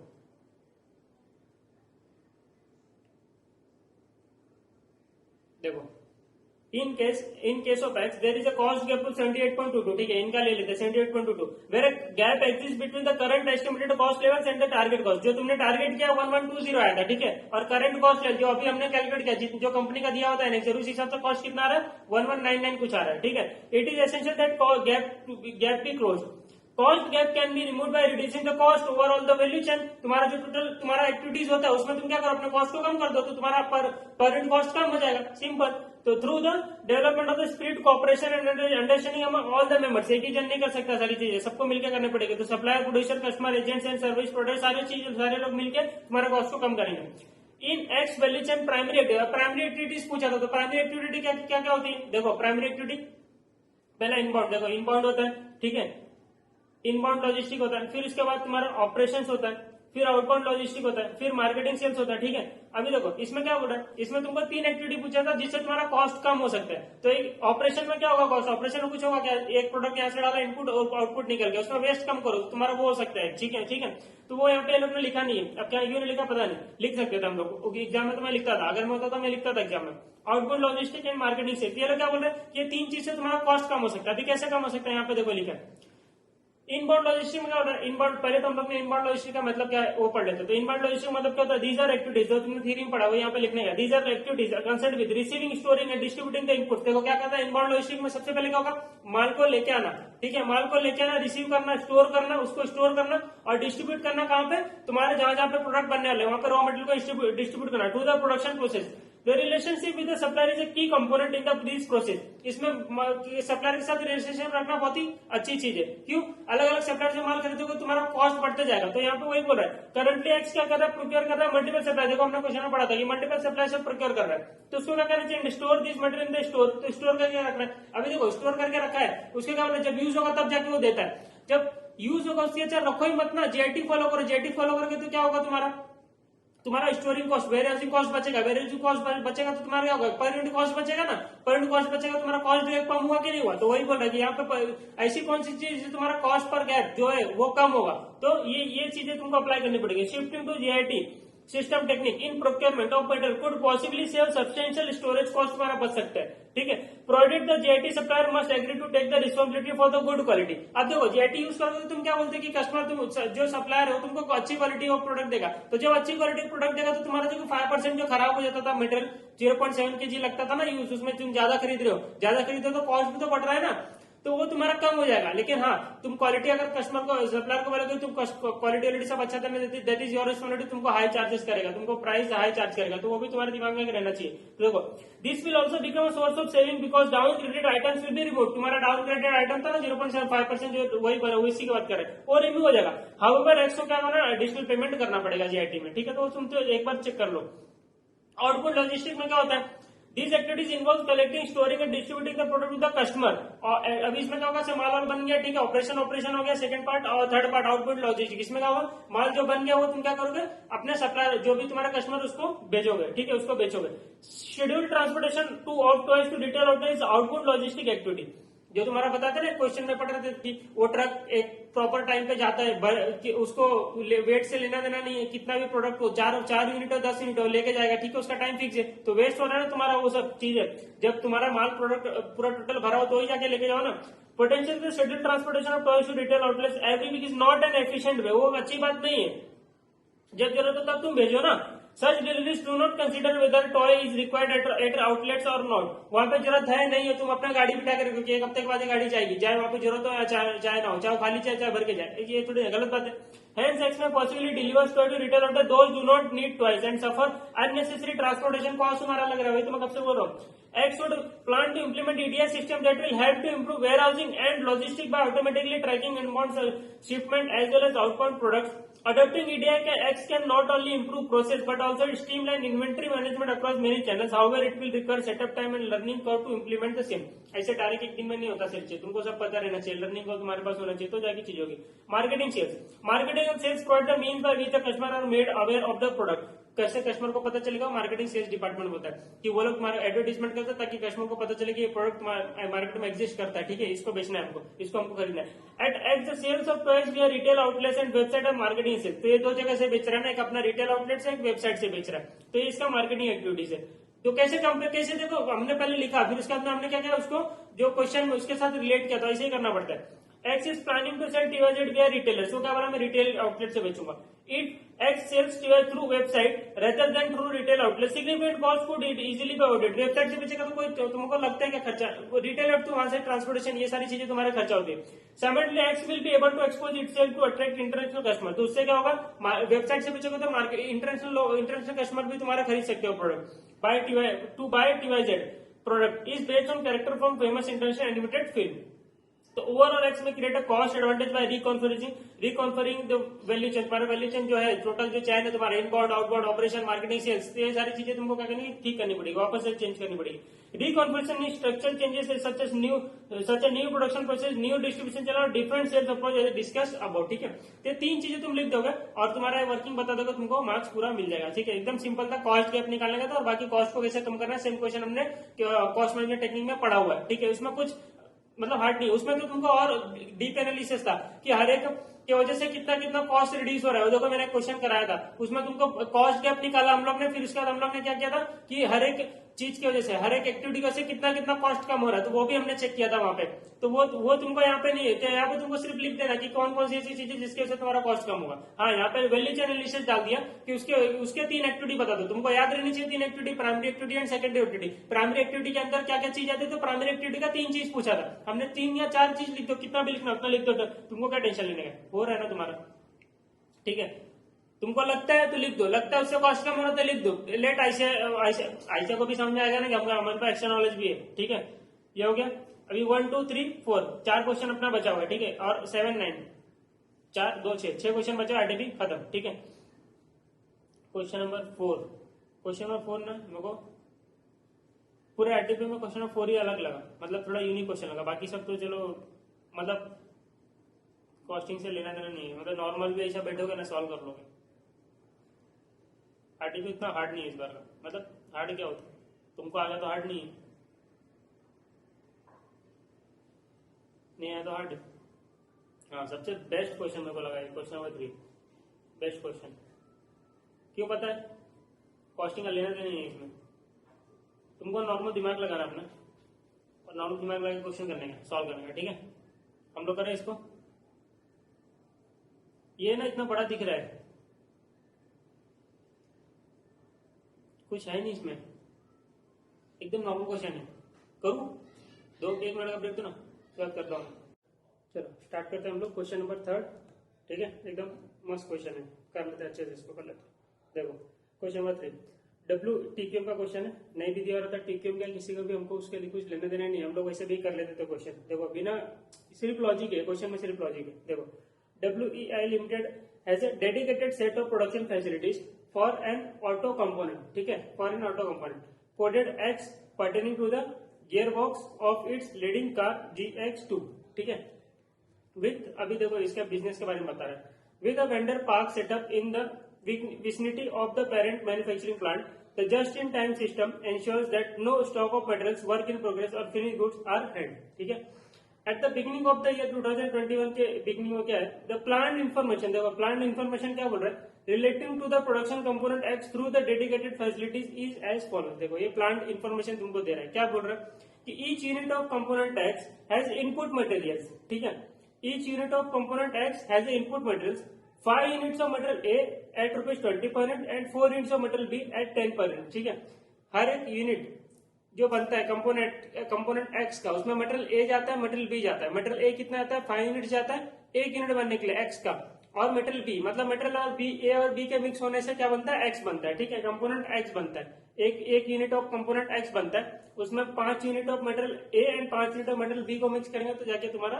कंपोनेंट X बनेगा। एक variable cost per unit of component X excluding material, मतलब ऊपर वाली बात छोड़ के बोल रहा है, उसके अलावा और कितना रुपीज है, 25 पर यूनिट वर्कड ऑन। ठीक है, 25 रुपीज और एक्स्ट्रा लगता है वेरिएबल कॉस्ट मटेरियल को छोड़ के।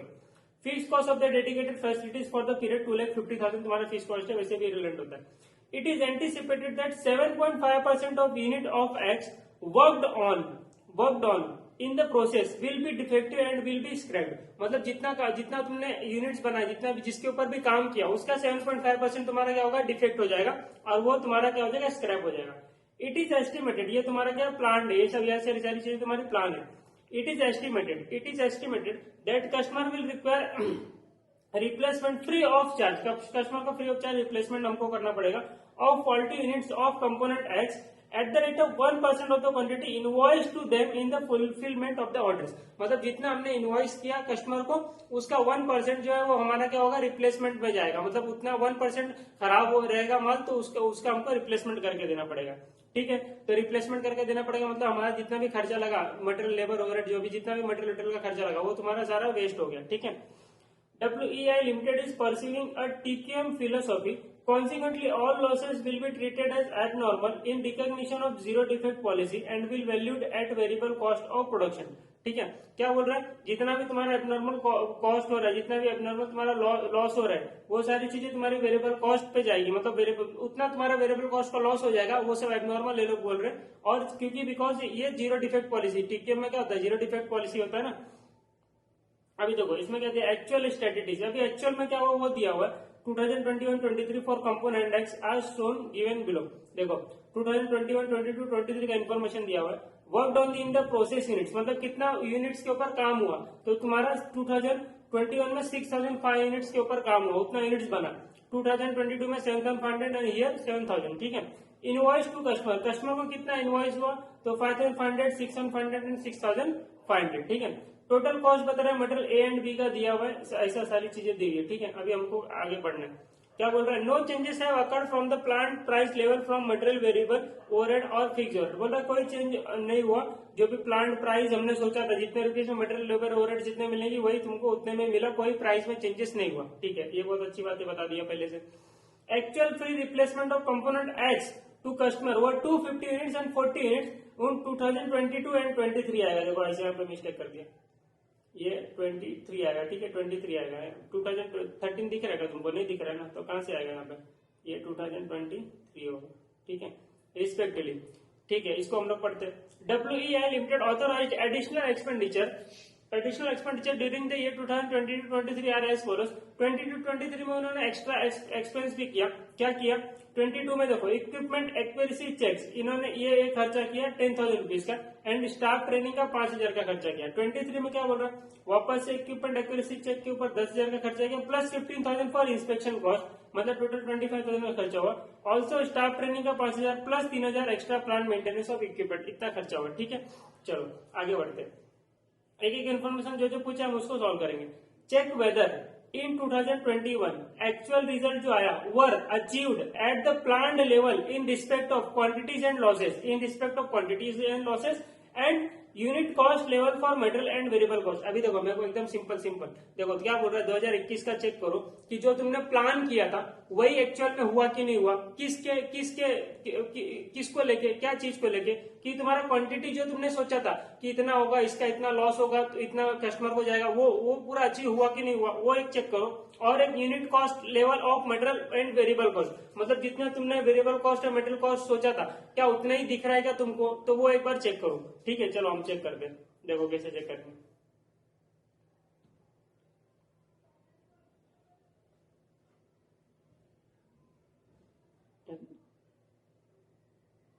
अच्छा ऐड होते क्या पता नहीं चला। सॉल्यूशन नंबर 3 देखो,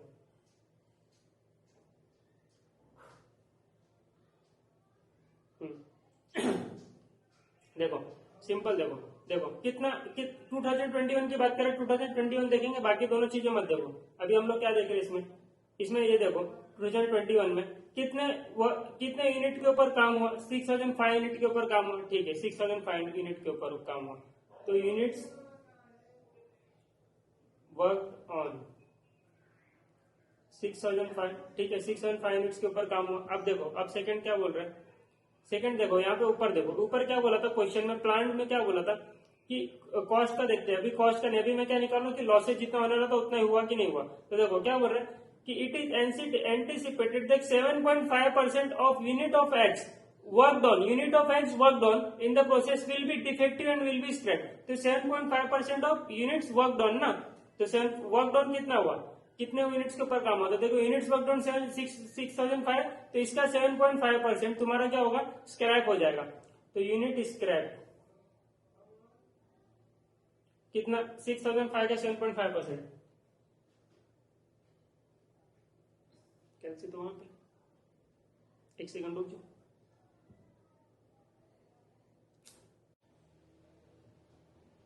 सिक्स 6,005 का 7.5% इंटू 7.5%, देखो कितना 450.375 यूनिट, 450.375, तो हम 450 ले लेते हैं। ठीक है, 450 यूनिट। ठीक है, इतना क्या होना चाहिए अपना, स्क्रैप होना चाहिए। कितना बचा, 6,005 में से माइनस 450 कितना हुआ, 5555।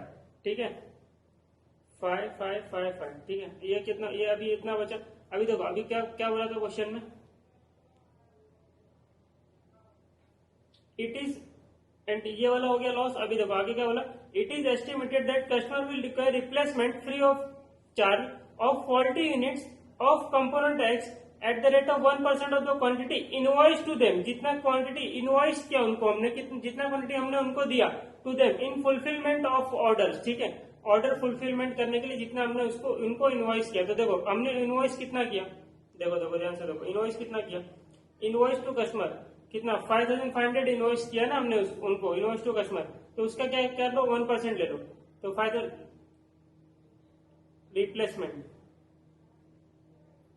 रिप्लेसमेंट कितने का हुआ रहेगा, 5,500 का 1%। ठीक है, तो 5,500 का 1% दैट इज हमारा 55 यूनिट्स। 55 यूनिट्स, तो कितना तुम्हारा एक्चुअल कस्टमर के पास गया, माइनस 55, 5500, 5500 ये तुम्हारा कस्टमर को गया रहेगा एक्चुअली में, ठीक है। तो क्या ये मैच हो रहेगा अपना,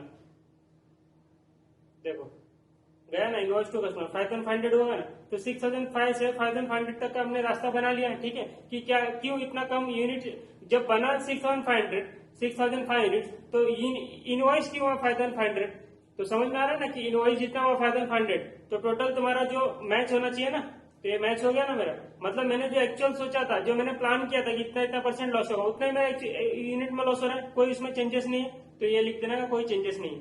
अभी क्या बोला, क्वांटिटीज एंड लॉसेस का तो हमने बता दिया। अभी क्या बोला, unit cost levels for material and variable cost, कितना तुम्हारा खर्चा हुआ। अभी देखो मटेरियल और लेबर में कितना खर्चा हुआ, देखो मेटल का खर्चा कितना है 8,40,700, ठीक है। कितने यूनिट्स बनाने के लिए खर्चा हुए 6005 यूनिट्स बनाने के लिए खर्चा हुआ। अभी देखो मटेरियल का चेक करते हैं, इसमें कॉस्टिंग का जरूरत ही नहीं है। मटेरियल देखो तुम्हारा कितना टोटल खर्चा हुआ मटेरियल का 8,40,700, देखो 8,40,700 का खर्चा हुआ, 8,40,700 का खर्चा हुआ, ठीक है। कितने यूनिट्स बनाने के लिए 6005 यूनिट्स बनाने के लिए, 6005 यूनिट्स बनाने के लिए हुआ ना। तो मुझे बताओ कि पर यूनिट खर्चा कितना हुआ 8,40,700, 840,700 डिवाइड बाय 675, एक यूनिट बनाने के लिए 140 रुपीज का खर्चा हुआ, ठीक है। एक यूनिट बनाने के लिए 140 रुपीज का खर्चा हुआ। अभी देखो अभी क्या दूसरा और क्या बोल रहे हैं, दूसरा भी कुछ बोल रहा है ना, मटेरियल ए एंड बी दोनों मिला के मटेरियल ए एंड बी का 140 खर्चा हुआ। वेरिएबल कॉस्ट कितना खर्चा हुआ 1,50,125, 1,50,125, ये मटेरियल ए एंड बी है, ठीक है। 1,50,125 तुम्हारा वेरिएबल कॉस्ट है। वेरिएबल कॉस्ट का कितना, ये भी 675 यूनिट्स के लिए हुआ रहेगा, तो इसका टोटल कॉस्ट कितना है 1,50,125 डिवाइड बाय 675, ये होगा तुम्हारा 25, ठीक है। तो देयरफॉर टोटल कॉस्ट, और कुछ बोल रहा है और कोई कॉस्ट है क्या जिसको चेक करना नहीं है ना। फीस कॉस्ट है 2,80,500, तो फीस कॉस्ट भी लिख लेते हैं, ठीक है। टोटल पहले वेरिएबल कॉस्ट लिखते हैं, देयरफॉर टोटल वेरिएबल कॉस्ट कितना आ जाएगा तुम्हारा, ऐड करो 140 प्लस 25 165 हो जाएगा। अब देखो तुमने प्लान क्या किया था, प्लान वाला देख लेते हैं। प्लान क्या किया था कि एक यूनिट बनाने के लिए यहाँ पे देखो 5 यूनिट्स ऑफ मटेरियल ए लगेगा जो कि 20 रुपीज में आता है। 5 यूनिट्स ऑफ मटेरियल ए लगेगा ना, तो मटेरियल ए का देखो, मटेरियल ए का 5 यूनिट्स लगेगा जो कि 20 रुपीज में आता है एक यूनिट, ठीक है। और मटेरियल बी का क्या बोला था, मटेरियल बी का भी कुछ बोला होगा ना। मटेरियल बी का 4 यूनिट्स लगेगा ऑफ मटेरियल बी जो कि 10 रुपीज आता है पर यूनिट, ठीक है। तो 4 यूनिट्स लगेगा और ये 10 रुपीज में आता है, तो इसका 100 रुपीज और इसका 40 रुपीज, तो मटेरियल का लगेगा 140 रुपीज। तो क्या 140 लगा पर यूनिट, 140 लगा, यस। अभी आते हैं वेरिएबल कॉस्ट में। वेरिएबल कॉस्ट क्या बोला था कि डायरेक्ट बताया था ना यहाँ पे वेरिएबल कॉस्ट, ये देखो 25 रुपीज लगेगा वेरिएबल कॉस्ट, तो डायरेक्ट 25 रुपीज बोला था, तो हम क्या लिख देते हैं यहाँ पे 25 रुपीज वेरिएबल कॉस्ट लिख देते हैं। तो टोटल वेरिएबल कॉस्ट कितना आ जाएगा 165। तो देखो क्या मैच हो रहा है, प्लान जो किया था वही हुआ। देखो वेरिएबल कॉस्ट 25 लगा, 140 लगा, ठीक है। तो ये तुम्हारा मैच हो गया। तो यही पूछा था तुमको, और कुछ पूछ ही नहीं रहा था क्वेश्चन में। देखो ना कुछ पूछ रहा था क्या बोल रहा था इधर पे क्वेश्चन में, पढ़ो यहाँ पे क्या पूछ रहा है। चेक वेदर, चेक करने बोल रहा है वेदर इन 2021 की बात कर रहा है। एक्चुअल रिजल्ट, जो भी एक्चुअल रिजल्ट है वो achieved at the plant level, जो तुम्हारा प्लांट था इन रिस्पेक्ट ऑफ क्या, क्वांटिटी एंड लॉसेस। तो जितना क्वांटिटी लॉसेस हुआ वो हमने चेक किया कि जितना हमने सोचा था उतना हमको लॉस हुआ, क्योंकि क्या हम कैसे पता चल पा रहा है कि इतना हमारा यूनिट कस्टमर गया, ठीक है, इतना कस्टमर को इनवॉइस हुआ। तो जो डिफरेंस गैप आया वो तुम्हारा क्या शॉर्टेज, वो तुम्हारा स्क्रैप डाला होना चाहिए और रिप्लेसमेंट डाला होना चाहिए। तो दोनों अपने करके रिको बिठा लिया तो अपना मैच हो गया, ठीक है। तो हमने हमारा प्रॉपर हो गया कि जो हमने सोचा था वही हुआ। आगे क्या बोला, unit cost levels for material and variable cost. तो ये भी चेक कर लो कि जो भी तुम्हारा पर यूनिट कॉस्ट था वो सेम है क्या, मटेरियल एंड लेबर के लिए बोला, ठीक है। मटेरियल एंड वेरिएबल के लिए बोला, फिक्स कॉस्ट के लिए नहीं बोला, इसके लिए फिक्स कॉस्ट का नहीं देखा। मटेरियल एंड वेरिएबल का मैंने चेक किया कि यहाँ पे जो टोटल मटेरियल का खर्चा लगा है मटेरियल ए एंड बी को मिला के 8,47,500, this is for 6 unit 6,500 units, तो पर यूनिट आ गया मेरा 140 रुपीज। तो मेरा मटेरियल ए और बी का मैंने सोचा भी था मिला के 140 रुपीज लगा, प्लान और एक्चुअल मैच हो गया। फिर वेरिएबल कॉस्ट 150 125 लगा 6,500 यूनिट बनाने के लिए, तो पर यूनिट 25 रुपए लगा, वही मैंने सोचा भी था, ठीक है। तुम्हारा 21 का खत्म हो गया बात। अभी आ जाते क्वेश्चन नंबर इसमें पार्ट बी पे, ठीक है। Part A done, part B use figure arrived in order to calculate the value of the internal and external failure cost for 2021। आप बोले 2021 के लिए इंटरनल और एक्सटर्नल फेलियर कॉस्ट तुम निकालो। तो देखो देयरफॉर तुम निकालो internal failure cost, internal failure cost. अब देखो इंटरनल फेलियर कॉस्ट कैसे कैसे निकलेगा और external failure cost, external failure cost. देखो अभी देखो तुम्हारा इंटरनली कितना माल डैमेज हुआ, अभी देखो इंटरनली तुम्हारा कितना माल स्क्रैप हुआ, ये देखो यूनिट स्क्रैप, ये तुम्हारा इंटरनली हुआ ना, कस्टमर के पास गया था क्या, नहीं गया था ना, इंटरनली तुम्हारा खराब हुआ ना, तो 450 यूनिट्स खराब हुआ तुम्हारा, 450 यूनिट्स। तो यहाँ पे क्या कर देंगे 450 यूनिट्स तुम्हारा इंटरनली खराब होता है, इंटरनल फेलियर कॉस्ट में गया, ठीक है।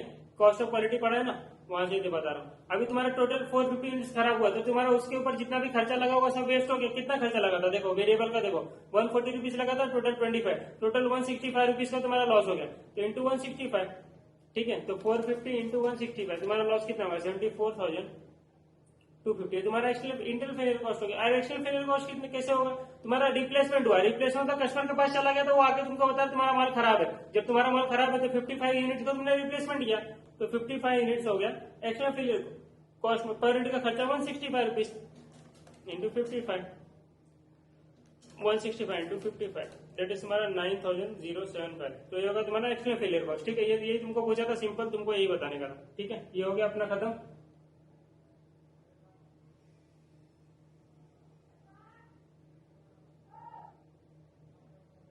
ठीक है, चलो अभी आ जाते हैं हम लोग सी पार्ट। सी पार्ट क्या आता है, सी पार्ट क्या हो रहा है, prepare statement for the years 2022-23 which provide reconciliation between the numbers of components invoiced to customer with those worked on the production process। क्या बोल रहा है कि 2022-23 में आओ और हमको ना एक रिको बना के दो कि ये जो कस्टमर को इनवॉइस हुआ और जितने के ऊपर काम हुआ, ये दोनों के बीच में जो गैप है, that gap because of what, जो तुमने प्लानिंग में सोचा था कि 7.5% लॉस होगा, 1% रिप्लेसमेंट होगा, तो उतना यूनिट तुम्हारा बैठना चाहिए यहाँ पे। तो वो तो बोल रहा है कि रिको बना के दो।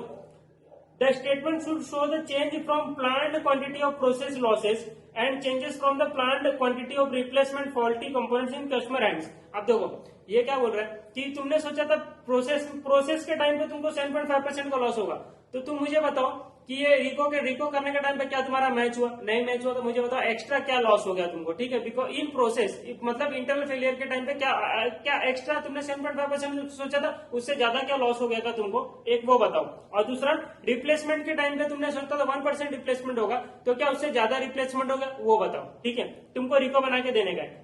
ये सी पार्ट है, ठीक है, ये तुम्हारा सी पार्ट है। अब देखो एकदम सिंपल मैं बताऊंगा, आयशा का तो मत ही देखना, देखोगे तो क्या तकलीफ में आ जाओगे, तकलीफ में कैसा तुमको दिमाग घूम जाएगा। तो देखो सिंपल में एकदम तरीका एकदम सिंपल बता रहा हूँ। देखो क्या करने का, मुझे ना सिंपल देखो कस्टमर कितना मैंने प्रोसेस कितना किया, 7,500 यूनिट्स के ऊपर काम किया मैंने, और 6,500 मैंने कंपनी को कस्टमर को इनवॉइस किया। अब देखो 7,500 के ऊपर मैंने काम किया, करेक्ट, 7,500 के ऊपर काम किया।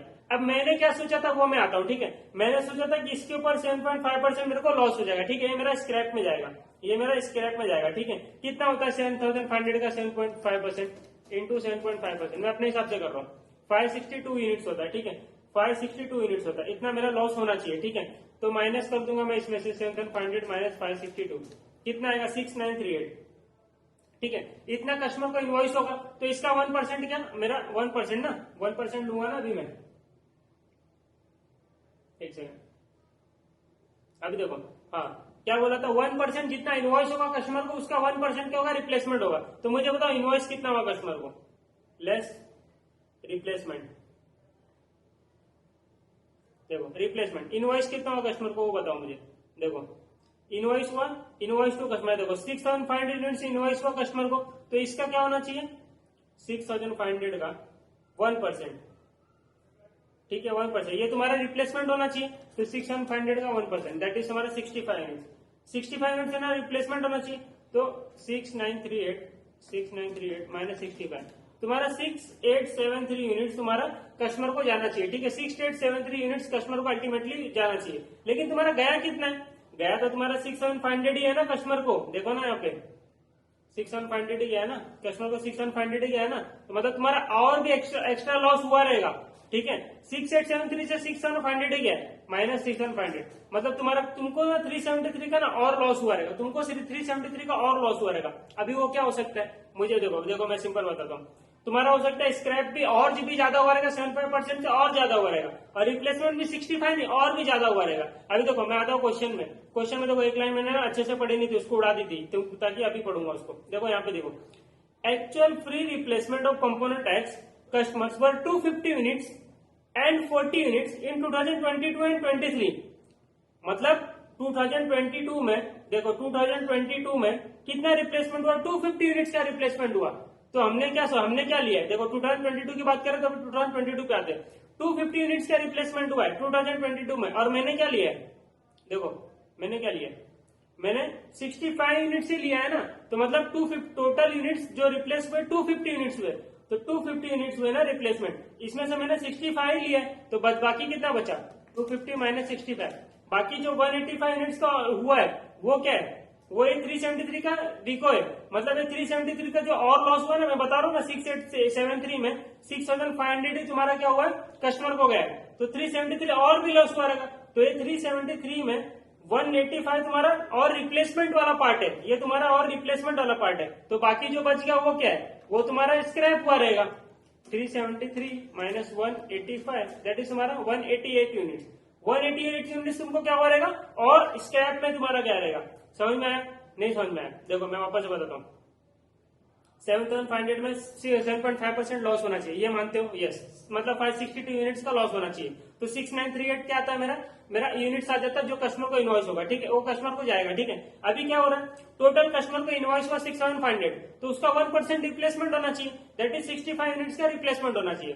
तो 6938 में मैंने 65 यूनिट्स निकाल दिया, तो 6873 बचता है मेरे पास यूनिट, इतना मेरा कस्टमर को जाना चाहिए, ठीक है। कस्टमर को गया कितना, कस्टमर को तो 6158 का इनवॉइस हुआ ना, तो 6158 मतलब 373 का और लॉस है, 373 का तुम्हारा और भी लॉस रहेगा जो तुमने लिया नहीं ऊपर, तो हो सकता है वो स्क्रैप का पार्ट हो या तो फिर हो सकता है रिप्लेसमेंट का पार्ट हो, ठीक है।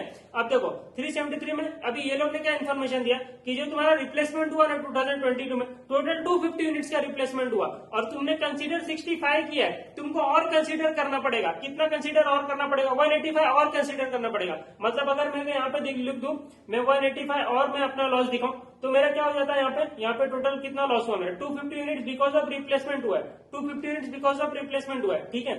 अभी देखो 7500 यूनिट्स था, ठीक है। अभी देखो 373 मेरा गैप आ रहा था ना, 373 का गैप आ रहा था, तो उसमें मुझे पता चल गया 185 इज पार्ट ऑफ रिप्लेसमेंट, तो बाकी जो बचा 188 तुम्हारा स्क्रैप का पार्ट है। अब देखो मैं ऐड कर देता हूँ, यहाँ 562 मैंने 7.5% लिया था, और मेरा होगा, और मेरा 188 का लॉस हुआ रहेगा, ठीक है। तो अभी देखो मैं मैच करता हूँ, 562 प्लस 188, मतलब मुझे लॉस हुआ रहेगा 750 यूनिट्स का, ठीक है।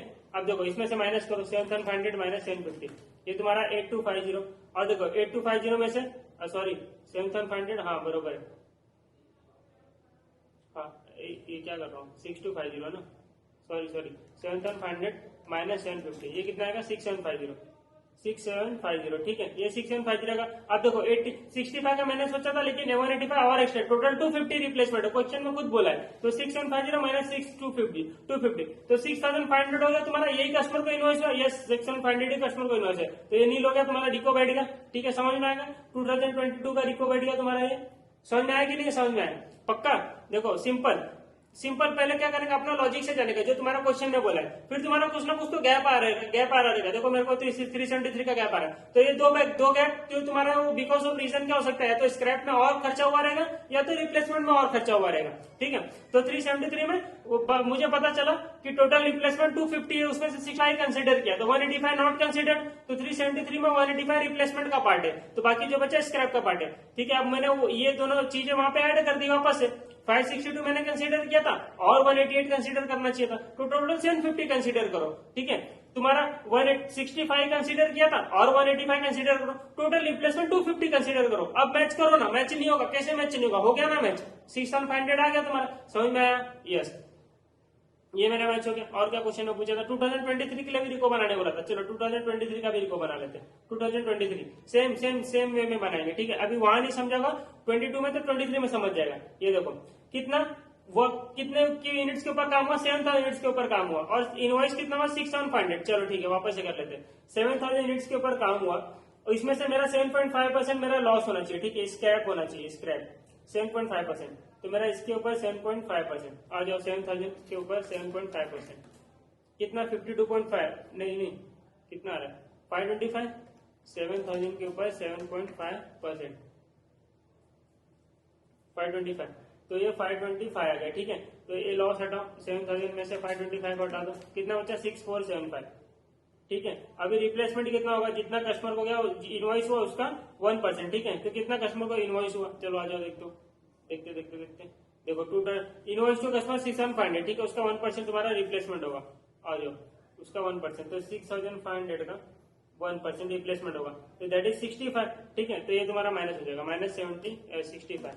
तो कस्टमर को इनवॉइस होना चाहिए 6410, ठीक है, 6410, लेकिन हुआ कस्टमर को इनवॉइस कितना है 6500। अब इस बार तो उल्टा हो गया, तुम बोले 6410 इनवॉइस होना चाहिए, लेकिन कस्टमर को इनवॉइस में 6500, तो डिफरेंस कितना है -6500।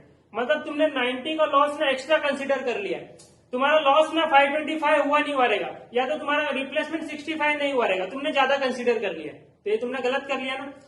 तुम क्या बोल रहे हो डीको बना के कि मेरा 7.5% लॉस होना चाहिए, मेरा 1% क्या होना चाहिए, ये 1%, ये मेरा 1% कस्टमर का इनवॉइस हुआ उसका रिप्लेसमेंट होना चाहिए, तो मेरा 6410 ही कस्टमर का इनवॉइस होना चाहिए, लेकिन हो गया ज्यादा। अरे ज्यादा हो गया मतलब तुम्हारा लॉस कम हुआ रहेगा, सिंपल। तो देखो लॉस कम हो रहेगा, तो चेक करते हैं। अब देखो 2023 वाला लाइन भी पढ़ लेते हैं। 2023 में 40 यूनिट्स का रिप्लेसमेंट हुआ है, 2023 में 40 यूनिट्स का रिप्लेसमेंट हुआ है। मैं तो 65 ले रहा हूँ, 65 नहीं हुआ है, 40 यूनिट्स का रिप्लेसमेंट हुआ है, मैंने 25 ज्यादा ले लिया, तो ये 90 में 25 का जो लॉस है वो हमने ज्यादा कंसीडर कर लिया। उधर पे ऊपर वाले में उल्टा था, कम कंसीडर किया, यहाँ पे ज्यादा कंसीडर कर लिया तुमने, 25 ज्यादा कंसीडर कर लिया, समझ में आया। 65 में 24 तुमने 65 कंसीडर किया ना रिप्लेसमेंट, नहीं, अरे 40 का ही रिप्लेसमेंट है यार, क्यों क्वेश्चन में बोल रहा है 40 का रिप्लेसमेंट है, 65 का रिप्लेसमेंट नहीं है, तो 40 लो ना, यहाँ पे 65 क्यों ले रहे हो, यहाँ पे 40 लो ना, 40 को लेस करो। अभी और देखो और बता रहा हूँ, तो 25 तुमने ज्यादा लिया, तो मैंने क्या किया 25 यहाँ से 90 का जो मेरा डिफरेंस आ रहा था उसमें 25 बताया, this is because of replacement, तो बाकी जो बचा वो क्या है -25, 65 और एक्स्ट्रा बच रहा है, तो ये तुम्हारा बिकॉज ऑफ स्क्रैप में तुमने ज्यादा ले लिया 65, कम लो 65, इसमें से 65 हटा दो, 525 -65, तो 460 का ही लॉस हुआ है तुमको, ज्यादा लॉस नहीं हुआ, 460 का लॉस हुआ। अब देखो अब रिको बिठाओ, 7000 तुमने वर्क काम किया, 460 का ही लॉस हुआ तुमको, अब इसको माइनस करो, 7000 - 460 कितना आया 6540, ठीक है। इसमें से 40 क्या हुआ तुम्हारा रिप्लेसमेंट हुआ, तो 6500 कस्टमर को जाना चाहिए, क्या कस्टमर को 6500 गया, यस, तो नील आ गया, तुम्हारा डिको बैठ गया, यस बैठ गया। ऊपर वाला अपोजिट था, नीचे वाला अपोजिट था, ऊपर वाला में क्या हो रहा था, तुमने लॉस कम कंसीडर किया, तो तुम्हारा और एक्स्ट्रा लॉस हुआ रहेगा, तो वो तुमने बांट दिया, ठीक है। इसमें तुमने क्या किया, इसमें तुमने बोला ज्यादा लॉस कंसीडर कर लिया, कम लॉस हुआ है, ठीक है। तो ये समझ में आया, ये 2022-23 का रिको बैठ गया, ठीक है। अब आगे बढ़ते हैं, और क्या पूछा, बहुत इंपॉर्टेंट था, यही तो सबसे इंपॉर्टेंट था, इसी का तो मार्क्स है, बाकी सब तो चिंटर पिंटर है। चलो अभी आगे बढ़ते हैं, हाँ अभी ठीक है, अभी हो गया। Prepare statement for the year 2022-23 which shows actual internal failure cost, external failure cost, appraisal cost and creation cost, चारों कॉस्ट बता 2022-23 के लिए। चलो आगे हम बताते हैं 2022-2023। पहले आता हूं एक्सटर्नल फेलियर कॉस्ट। देखो एक्सटर्नल फेलियर कॉस्ट मतलब internal failure cost, internal failure cost जितना मेरा अंदर मटेरियल खराब हुआ है। देखो 2022 पे आते हैं, 2022 पे कितना मेरा इंटरनली कितना डैमेज हुआ 750। अरे ये मत ले लेना भाई, ये तो हमने चेंज किया, चेंज करके 750 हुआ ना, तभी तो लिखा बेटा टोटल 750 यूनिट्स का तुमको लॉस हुआ है, ठीक है इंटरनली। और एक्सटर्नली कितना हुआ, एक्सटर्नली 250 यूनिट्स का लॉस हुआ है। देखो एक्सटर्नल कस्टमर ने आके बताया ना तुमको 1% जो तुमको लॉस हुआ रिप्लेसमेंट का, रिप्लेसमेंट कितना हुआ 250 यूनिट्स हुआ, तो रिप्लेसमेंट हुआ मतलब तुमने कस्टमर को दे दिया, तो वापस आके रिप्लेस हुआ ना, तो एक्सटर्नल फेलियर कॉस्ट ना कस्टमर को पता चल गया ना बात कि तुम्हारा माल खराब था, एक्सटर्नल फेलियर कॉस्ट हो गया। इंटरनली डैमेज हो तो इंटर फेलियर कॉस्ट, ठीक है। कॉस्ट ऑफ क्वालिटी में आता है तो ही आएगा, ठीक है। 750 यूनिट्स एंड 250 यूनिट्स, तो मैं यहाँ पे लिखता हूँ 750 यूनिट्स एंड 250 यूनिट्स, कहाँ गया यहाँ पे 750 यूनिट्स इंटू ये 2022 है ना, तो 750 यूनिट्स इंटू कितना 165 रुपीज का लॉस हो रहा है ना पर यूनिट। अरे भूल गया 165 रुपीज का लॉस हो रहा था वेरिएबल कॉस्ट 750 यूनिट्स, और एक्सटर्नल फेलियर कॉस्ट कितना 250 यूनिट्स था, इसमें भी 165, ये हो गया। तो 750 इंटू 165 दैट इज 1,23,750, 1,23,750 और इसमें आ जाओ एक्सटर्नल फेलियर कॉस्ट 165 इंटू 25 4125। ठीक है 2023 की बात कर लेते हैं। देखो यहाँ पे ये वाला देखना ना, इस साइड वाला ये अपना चेंज वाला है, ये बिफोर चेंज, ये 460 यूनिट का लॉस हुआ है टीम को, ठीक है, और यहाँ पे 40 का लॉस हुआ है। 460 इंटरनली और externally 40 into 165 unit per unit loss हो रहा है ना, मटेरियल का पूरा पैसा चला गया ना, वापस आएगा क्या, खराब हो गया माल, इंटू 165 75,900 40 इंटू 165 कितना आता है 6,600। तो मैंने internal failure cost external failure cost सब बता दिया तुमको, ठीक है। अब आ जाते हैं अप्रेजल कॉस्ट एंड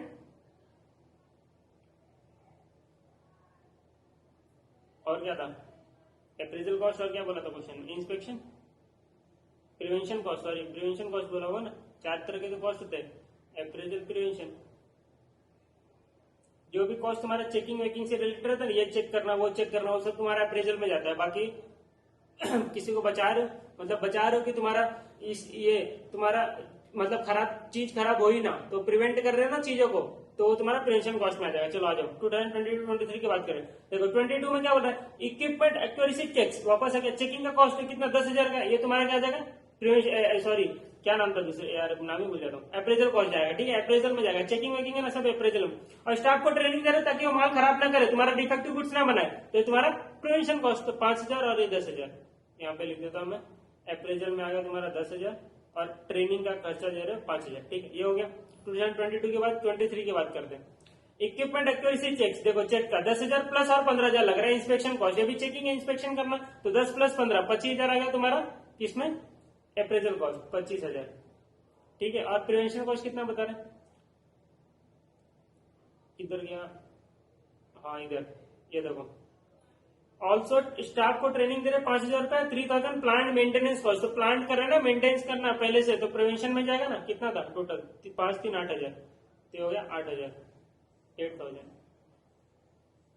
तो अभी सबको ऐड कर दो तो पता चल जाएगा टोटल कॉस्ट कितना है, 123,750 प्लस 4,125 प्लस 10,000 प्लस 5,000, तो तुम्हारा आ गया 1,42,875। जरूरत तो है नहीं वैसे ऐड करने की, 75,900 प्लस 6,600 प्लस 25,000 प्लस 8,000, क्या 1,15,500, ठीक है। ये हो गया हमारा सी पार्ट था ना, डी पार्ट भी हो गया। अभी ई पार्ट क्या बोल रहा है, सिंपल था ना, कुछ था क्या, नहीं था ना।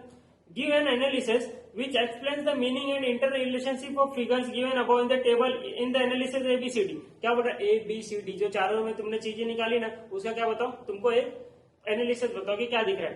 देखो मैं सिंपल बता रहा हूँ, CRD में 2022-23 का एनालिसिस किया है, 2022-23 में ही तुम्हारा जो ये खर्चा हुआ है, external failure cost internal failure cost कम हुआ है, क्यों कम हुआ है, देखो मैं बताता हूँ, ये देखो 2021 में मुझे बताओ internal failure cost external failure cost कितना था, देखो हमने अभी तो निकाला था, देखो 74,250,9,075 74,250,9,075। अभी देखो 2022 में देखो 1,23,750 का खर्चा, 75 बहुत ड्रास्टिकली देखो कम नहीं हो गया, कम हो गया ना तुम्हारा खर्चा। 750 यूनिट से हमारा लॉस होता था, 460 यूनिट ही लॉस हुआ, 250 यूनिट रिप्लेसमेंट, 40 यूनिट रिप्लेस हुआ। क्यों, क्योंकि तुमने प्रिवेंशन कॉस्ट बढ़ा दिया अपना, तुमने अप्रेजल कॉस्ट बढ़ा दिया, चेकिंग वेकिंग बढ़ा दिया, इससे तुम्हारा ये खर्चा तो बढ़ गया, लेकिन क्या हुआ तुम्हारा, ये चीजें जो खराब होती थी खराब होनी कम हो गई, ठीक है। ये एनालिसिस हम तुम लिख सकते हो, समझ में आया, ये तो लिखोगे और क्या लिखोगे, पढ़ने का ऐसे आएगा, पढ़ना तो चाहोगे ही आप लोग। देखो रिप्लेसमेंट, ये देखो 5,550 है, ये इधर 5,500 आएगा, उसका 1% लेंगे ना, कुछ भी लिखते हैं। ये हो गया, ये आ गया फर्स्ट बी में इंटरनल फेलियर एक्सटर्नल फेलियर, सी में हमारा ये रिको देख लो, यहाँ पे 65 रिप्लेसमेंट ज्यादा हुआ था ना, ये देखो यहाँ पे टोटल 65 का गैप आया था ना, किधर गया, हाँ ये देखो 65 का स्क्रैप का गैप आया था, 25 का गैप आया था तुम्हारा रिप्लेसमेंट का, तो यहाँ पे ये लोग ने बताया होगा 25 का गैप तुम्हारा रिप्लेसमेंट का, 65 का गैप तुम्हारा उसका, वैसे यहाँ पे 185 188, ठीक है, ऐसा ये लोग ने किया, मेरे को ये सब जमता ही नहीं है लोग का। ये देखो वही ये आ गया तुम्हारा मैच हो गया, सारी चीजें। अब देखो इसमें क्या बोला 2021, 22, 23, ठीक है, तीनों बता दिया कि इंटेल फेलियर कॉस्ट इतना था, इसका इतना था, इतना चेंज हुआ, इतने से चेंज हुआ। फिर बाद में ये तुम पूरा एनालिसिस यहाँ पे लिख सकते हो, टेबल बना सकते हो, ठीक है। ये सारी चीज तुमको ऑटोमेटिक बनाने आनी चाहिए, अभी तक इतना तुम पढ़ लियो। The information presented in C indicate that free replacement to customer were 185 greater than planned in 2022 but 25 less than planned in 2020। मतलब क्या बोल रहा है कि देखो हमने बताया था ना रिप्लेसमेंट 185 से ज्यादा हुआ 2022 में। इधर देखो ना, देखो इधर पे 2022 में क्या हुआ था, देखो रिप्लेसमेंट 65 की जगह 185 से ज्यादा हुआ था, और यहाँ पे 65 टोटल 65 होना चाहिए, लेकिन 40 हुआ, 25 कम हुआ। तो क्यों रिप्लेसमेंट कम हुआ, तो वही ये सब बता रहे हैं, और क्या बताएंगे, नया थोड़ी में कुछ बताएंगे। देखो वही सब लिखा हुआ है ना, बहुत इंटरफेरियर कॉस्ट पढ़ लो, सिंपल है, कुछ है नहीं। 3-4 पॉइंट यहाँ पे लिख दो, ऊपर से एनालिसिस करके जो निकाला, जो मैं इतने देर से बोला था वही सब चीजें तो लिखनी है, ठीक है। Question number 3 done. तो अभी जो बचा है वो सब थ्योरी क्वेश्चन है, 3 हो गया, ठीक है। करा देते हो, करा देते। क्वेश्चन नंबर 3 हो गया। अभी देखो 7 और 9 कर लेते, 7 और 9 पहले टिक मार देता हूँ मैं, डन तो डन। देखो इधर आओ, 7 क्वेश्चन है ना, बहुत नाराज हूं मैं। क्यों नाराज हूँ, क्वेश्चन का लेवल कुछ और था, ऐसे ने लेवल एकदम खत्म कर दिया। मेरे को पता नहीं, आंसर लिखने वाला आलसी था, उसको मन नहीं कर रहा था कुछ करने का। अब देखो इतना बड़ा क्वेश्चन है, WXL लिमिटेड, ये वो सब जब दिया हुआ, इतना सब बड़ा क्वेश्चन है। क्या बोला, the CFO is not satisfied with the calculation, he wants you senior financial manager to come up with the proper discussion. बोल रहा है कि प्रॉपर बात करो, प्रॉपर हमको बताओ। ये अभी देखो ये इतना सा पढ़ के मेरे को क्या पता चलेगा। अभी देखो पूरा क्वेश्चन तो मैंने पढ़ा ही नहीं, चलो पढ़ लेता हूँ। WXL limited specialize in the manufacture of chemical intermediates in a very competitive business environment. WXL is a public listed company with majority of its shareholder being institutional investor like mutual fund, banks and insurance company। ठीक है, ये काम करता है। It is located in water scarce zone in Tamil Nadu, जहाँ पे पानी की कमी है। There are restrictions on the tapping and uses of groundwater under the relevant laws। ठीक है, penal provision of the law will apply in case of violations। अगर तुमने वायलेट किया तो तुमको क्या लगेगा, प्रोविजन पेनल्टी लगेगा। The production process requires water and the amount of water that the company can draw is limited 19,000 kilolitre. क्या बोल रहा है कि कंपनी 19,000 किलोलीटर ही वाटर यूज कर सकती है। मतलब 1 लीटर में 1 किलोलीटर में 1000 लीटर होता है। एक लीटर पता है, 1 लीटर पता है कि नहीं पता है। सुबह सुबह 1 लीटर का दूध लेते हो ना, तो 1 लीटर क्या होगा, अगर ऐसे 1000 लीटर होंगे ना, 1000 लीटर, तो this is equal to 1 kilolitre. 1 kilolitre, ठीक है। तो तुमने टोटल 19,000 किलोलीटर यूज कर सकते हो वाटर। मतलब 19,000 किलोलीटर कितना हो जाएगा, इंटू 1000, तो इतना तुम्हारा लीटर तुम यूज कर सकते हो। समझ में, कुछ काम का चीज नहीं है, ऐसे बता रहा हूँ। ये देखो यहाँ पे लिखा है, देखो 1 kilolitre is 1000 litre. Purchase of water is not an option as availability is highly erratic and exorbitant on cost. The company manufacture 2 types of chemical, W and Y, and these are sold in the kilograms। Kilogram में बेचते हैं। Company is in the process of making the business plan for the year 2023 based on the actual operating data for 2022 and 23, taking into consideration the inflation and possible price increases that it can obtain from the market। The following product costing details have been arrived at। क्या बोल रहे हैं, product W and Y के बारे में क्या बोल रहे हैं। देखो कैपेसिटी वॉल्यूम केजी में दिया हुआ है। देखो नॉट इंटरचेंजेबल 8,25,000 दिया हुआ, और Y का 9,30,000। मतलब इतना तुमने क्या किया, इतना तुम्हारा कैपेसिटी वॉल्यूम इतना प्रोड्यूस कर सकते हो। सेलिंग प्राइस बता रहा है इतना रुपीज रहेगा, वेरिएबल कॉस्ट बता रहा है इतना। वाटर देखो, वाटर लीटर क्या पर केजी, 1 केजी बनाने के लिए तुमको 12.5 लीटर लगता है, ठीक है। तो 8,25,000 बनाने के लिए कितना लीटर लगेगा, 12.5 इंटू 8,25,000, टोटल लगेगा तुमको 103,12,500, ठीक है। इतना लीटर लगेगा, और इतना 9,30,000। 1 लीटर यहाँ बनाने के लिए, 1 केजी बनाने के लिए 10 लीटर लगता है, तो 9,30,000 के लिए कितना लगेगा, 93 लाख, ठीक है। तो ये दोनों को ऐड करो, देखो कितना होता है, 93 लाख प्लस 103,12,500, टोटल तुमको 196,12,500 इतना लीटर का जरूरत है, ठीक है। इसको डिवाइड बाय 1000 कर दो, डिवाइड बाय 1000 मतलब 196,12,500 इतना किलो लीटर का जरूरत है। तो क्या तुमको इतना अलाउड है क्या, देखो अलाउड तो 19,000 ही है ना, अलाउड तो 90, तो पहला कंस्टेंट तो यही आ गया, ये तुम्हारा कंस्टेंट हो गया ना, तुमको इतना लीटर यूज ही नहीं कर सकते तुम, मतलब तुम्हारा इतना कैपेसिटी फुलफिल यूटिलाइज नहीं होगा, तुमको कम बनाना पड़ेगा, समझ में आया? तो इतना लीटर तुम यूज नहीं कर सकते हो। अब देखो आगे बताओ, आगे क्या बोल रहे हैं, company intends to keep its sales for 2021 equal to 250 crore और स्लाइटली लेसर टू अवेल। अच्छा ऊपर को कुछ तो बोला छोड़ दिया, under the relevant income tax laws prevalent companies with turnover of 250 crore और less are tax at a lower of 25% as against the norm, मतलब जिसका टर्नओवर 250 करोड़ और उससे कम रहेगा ना, उसको 25% रेट ऑफ टैक्स लगेगा, बाकी को 30% लगेगा, ऐसा ये कहना चाह रहे हैं। तो कंपनी क्या सोच रही है कि उसका सेल्स जो 250 करोड़ के इक्वल रखे, ठीक है, ताकि उसको क्या है इनकम टैक्स बेनिफिट मिले। ऐसे ऐसे काम करते हैं, ऐसा सोच रहा है।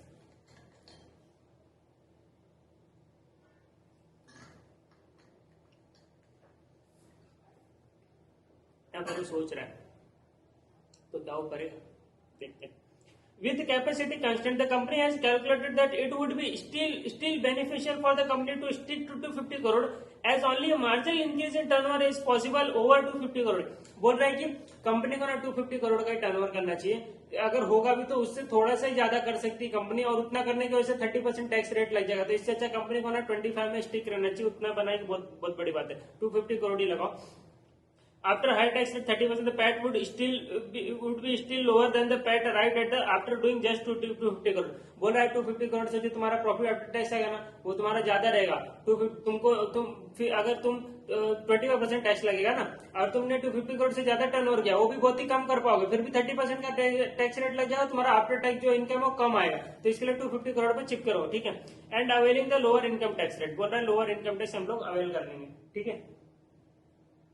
देखो सीएफओ ने क्या बोला, CFO asked management consultant to work out the volumes in kg of product W and Y which would give an optimal contribution given the constraint on capacity water uses and turnover to avail the concessional income tax benefit, ठीक है।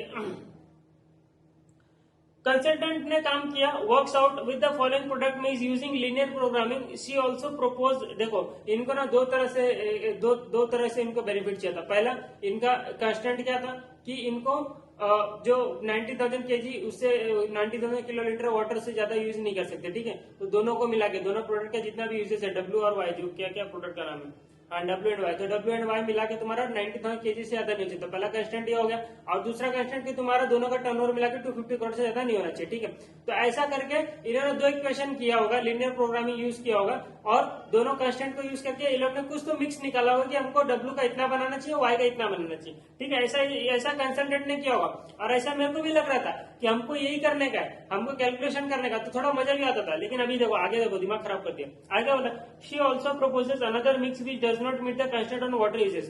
तो वो जो consultant थी ना उसने ना उसको ना एक और एक्स्ट्रा ऑप्शन भी दिया कि भाई ये वाला भी ऑप्शन है, ये मिक्स भी हम लोग यूज कर सकते हैं कि डब्ल्यू का इतना यूनिट्स बनाओ, वाई का यूनिट्स बनाओ, इतना यूनिट्स बनाओ, लेकिन इतना बनाने से तुमको जो वाटर लगेगा वो वाटर ज्यादा लगेगा, 90,000 किलो वाटर से ज्यादा, ठीक है, जो कि तुम्हारा तुम जो भी गवर्नमेंट ने जो बोला उसका रूल रेगुलेशन फॉलो नहीं होगा, ऐसा वो बोल रही है। लेकिन उससे तुम ज्यादा कमा पाओगे। क्या बोल रहे हैं, कितना, where the company could end up drawing excess water than permitted by 113 kilolitre, मतलब 113 किलोलीटर एक्स्ट्रा लगेगा, मतलब 90,000 113 किलोलीटर वाटर लगेगा। बट रिजल्ट क्या होगा कि तुम्हारा इंक्रीज होगा 30 लाख से कंट्रीब्यूशन, ठीक है, 30 लाख से तुम्हारा कंट्रीब्यूशन इंक्रीज होगा। उसने क्या कहा, और she says that it is easily possible to this by managing reporting to the water authority. बोले वाटर अथॉरिटी को जाके बता देना ऐसा ऐसा हुआ था, और मान जाएंगे ना ऐसा कुछ भी। देखो ऑप्टिमल मतलब नॉर्मल उसने क्या बताया कि 8 लाख यूनिट्स बनाओ और वाई का तुम 9 लाख यूनिट्स बनाओ, तो कंट्रीब्यूशन 17.15 करोड़ होगा, ठीक है। और बोले सजेस्टेड, उसने क्या सजेस्ट किया था कि एक्स्ट्रा अगर तुम बनाओगे, मतलब जो दूसरा मिक्स बताया था उस हिसाब से क्या बोले डब्ल्यू का 7,85,000 बनाओ और 9,30,000 बनाओ, तो इधर पे तुम मल्टीप्लाई भी कर लोगे। अगर पर यूनिट कितना केजी लग रहा है, कितना वाटर लग रहा है, 12.5 एंड 10 लग रहा है। देखो तो एक को 12.5 एंड इसको 8 लग रहा है, 8 लग रहा है ना, 10 लग रहा है, सॉरी इसको 10 लग रहा है। तो देखो यहाँ पे करोगे मल्टीप्लाई तो 7,85,000 इंटू 12.5, तो 98 लाख 12,500, और यहाँ पे तुम्हारा 93 लाख, तो टोटल कितना वाटर लग रहा है प्लस 93 लाख। देखो टोटल लग रहा है 19 11,2500, इसको डिवाइड बाय 1000 करो तो आ जाएगा ना किलो वाटर में, डिवाइड बाय 1000 तो 19,112.5, मतलब वही बोले ना, इतना एक्स्ट्रा लग रहा है। 90,000 किलो लीटर ही तुमको यूज कर सकते हो, 90,000 किलो लीटर यूज कर सकते हो। 112.5 मतलब यही है 113, यही वो बोले कि 113 किलो लीटर ना ज्यादा लगेगा। ये देखो यहाँ पे लिखा है 113 किलो लीटर ना ज्यादा लगेगा, ठीक है। और लेकिन 30 लाख से कॉन्ट्रीब्यूशन बढ़ जाएगा। ये देखो 17.15 करोड़ से 17.18 करोड़ है, 71.5 से 71.8 करोड़ हो जाएगा, मतलब 30 लाख से देखो बढ़ गया ना कॉन्ट्रीब्यूशन। तो ये सजेस्टेड है, बोल रही है ऐसा कर सकते हैं। अभी देखो ये सब लीनियर प्लानिंग जो भी यूज किया होगा ऐसा किया होगा, ठीक है। यही तो है टोटल, तुम लोग ये दोनों मिला के तुम्हारा इतना, ये देखो टर्नओवर 250 करोड़ से ज्यादा नहीं होना चाहिए, वाई का तुम इतना से ज्यादा यूज नहीं कर सकते इसमें, तो ऐसा तुम इसने किया होगा। CFO is not satisfied with the calculation, he wants you to come up with the proper decision। अभी देखो इतना पढ़ के ना मेरे को ऐसा लगेगा कि इसमें ना कैलकुलेशन करना होगा, हमको मिक्स फिक्स निकालना होगा और अपने हिसाब से क्या मिक्स आता है वो सब हमको इसको कम्युनिकेट करना होगा, ठीक है। ऐसा मेरे को लगा था, ठीक है। लेकिन आयशा के आंसर ने तो दिमाग खराब कर दिया। आयशा का आंसर इतना, ये क्या खत्म होगा आंसर, ये देखो खत्म, समझ रहे हो। अब मैं कुछ नहीं बोल सकता। एग्जाम में अगर क्वेश्चन आता तो मैं क्या करता, मैं तो पूरा कैलकुलेशन करता था, फिर ये भी लिखता था मैं, लेकिन मैं पूरा कैलकुलेशन करता था। अभी मार्क्स के ऊपर डिपेंड है कितने मार्क्स का क्वेश्चन आएगा, ठीक है। लेकिन अब समझ में नहीं आ रहा है क्या करना है। इधर बोले कैलकुलेशन के साथ सेटिस्फाइड नहीं हो, तो इसका हिंट क्या बन रहा है कि कैलकुलेशन करने का है, तुमको दिखाने का क्या कैलकुलेशन है, राइट है रॉन्ग है। फिर आगे क्या बोला, he wants you to come up with a proper discussion. हाँ तो बाद में डिस्कशन भी कर लेंगे, लेकिन इधर पर डिस्कशन करके छोड़ दिए। अब मैं कुछ नहीं कर सकता, जो है वो बताना पड़ेगा आप लोग को, ठीक है। कैलकुलेशन तो हम लोग कर सकते हैं, लेकिन चलो ठीक है, क्या कर सकते हैं। आप लोग बोलोगे सर कैलकुलेशन बता दो, मैं कैलकुलेशन बता दूंगा, अभी तो टाइम है नहीं। चलो आ जाओ पढ़ लेते क्या बोला।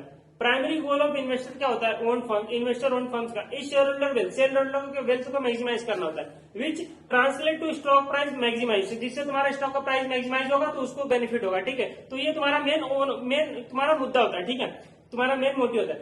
Management consultant plan is looking good, जो उसने प्लान दिया कंसल्टेंट ने, वो मैडम ने जो प्लान दिया वो अच्छा दिख रहा है, good for the WXY as there is a positive impact on the profitability, जो कि तुम्हारा 30 लाख से बढ़ रहा है। लेकिन उसमें एक इशू है of the company, also WXY operates in competitive environment, so it's survival it has work on the plan like about. तो बोल रहा है कि जो प्लान दिया ना चुपचाप उसके ऊपर काम करो, उससे तुम्हारा अच्छी बात है वो, ठीक है। There is a second side of coin, लेकिन मैडम को सेकंड साइड ऑफ कॉइन नहीं दिखा, that can also be ignored, that is business ethics. Madam को तो कुछ पता नहीं था बिजनेस एथिक्स के बारे में। It is easily possible to manage drawing of excess water, but it is not an ethical practice. बोले तुम देखो, तुम 90,000 की जगह 90,113 kg यूज करोगे, किलो लीटर वाटर यूज करोगे, कर सकते हो, लेकिन ये एथिकल नहीं है ना, अच्छी बात नहीं है। It is not ethical practice as a company has responsibilities toward use of natural resources like water and protecting the environment. Besides the whistleblower complaint to the water authorities can land the company into trouble in terms of penalty वैल्टी लग सकता है, company का नाम खराब हो सकता है, market में शेयर डाउन हो सकता है, बहुत सारी चीजें हो सकती है। Financial impact and also such penalties are disallowed for income tax purpose में, वो अलाउड भी नहीं होता, ठीक है। It is possible that such a violation may be reported in the media causing disrepute to the name. अगर media में चलेगी बात तो क्या होगा, तुम्हारा लॉस हो जाएगा ना, मार्केट में नाम खराब, जो गुडविल गए इतने सालों से जो बना के रखे हैं, 30 लाख के प्रॉपर्टी के तुम ये सब कर रहे हो, नहीं गलत बात। It can also make investor in the share market stay away from the company, तो मार्केट में तुम्हारा कोई इन्वेस्ट नहीं करेगा, शेयर मार्केट से वो लोग, तुम लोग दूर रहेंगे, तुम्हारे शेयर से दूर रहेंगे, ठीक है। Ethical governance issues, company will face challenges in obtaining other government approvals when it will plan expansion as this violation may have to be reported on the application seeking approvals। तो आगे company अगर future में अगर कुछ और government का ऐसा काम करती, कुछ गवर्नमेंट से अप्रूवल चाहिए रहेगा, तो ऐसी चीजें अगर तुम्हारे कंपनी में हुई रहेगी पहले से, तो गवर्नमेंट तुम अप्रूवल देने वाला नहीं, क्योंकि क्या तुम्हारी गलत चीज है। तो overall may be WXY would earn profit due to this plan short run के लिए, but it will tarnish the image of the WXY which would hurt profitability in long run। Therefore, before taking decision on this plan, WXY should analyze both qualitative and quantitative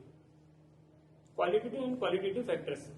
अच्छी बात है, समझ में, इतने में खत्म कर दिया तुम्हारा ये जो क्वेश्चन नंबर 7 ने खत्म कर दिया था। चलो अच्छी बात है, हमारे लिए तो आसान हो गया कि तुम जब क्वेश्चन करोगे सॉल्व तो ऐसे ही कर देना। क्या लिखोगे इसमें, लिखने ऐसा क्या है, कुछ पढ़ के एकदम सिंपल ही तो लग रहा है। क्या बोला मेरे को कि पहले बोल दो कि अच्छी बात है, शेयर होल्डर के लिए बहुत अच्छी बात है, स्टॉक प्राइस बढ़ेगा, ये वो लिख दिया। फिर उसके बाद क्या लिख रहा है कि ये सारी चीजें करोगे तो तुम्हारा नाम खराब हो जाएगा मार्केट में, तुम्हारा गुडविल खराब हो जाएगा, गवर्नमेंट के साथ कोई सपोर्ट नहीं मिलेगा, पेनल्टी लग जाएगा, जो पीडी अलाउड, ये सारी चीजें लिख दिया, खत्म हो गई बात, उसके बाद खत्म होगा क्वेश्चन। तो ये सब तुमको लिखना पड़ेगा, ठीक है। अब आ जाते क्वेश्चन नंबर 9 पे। Question number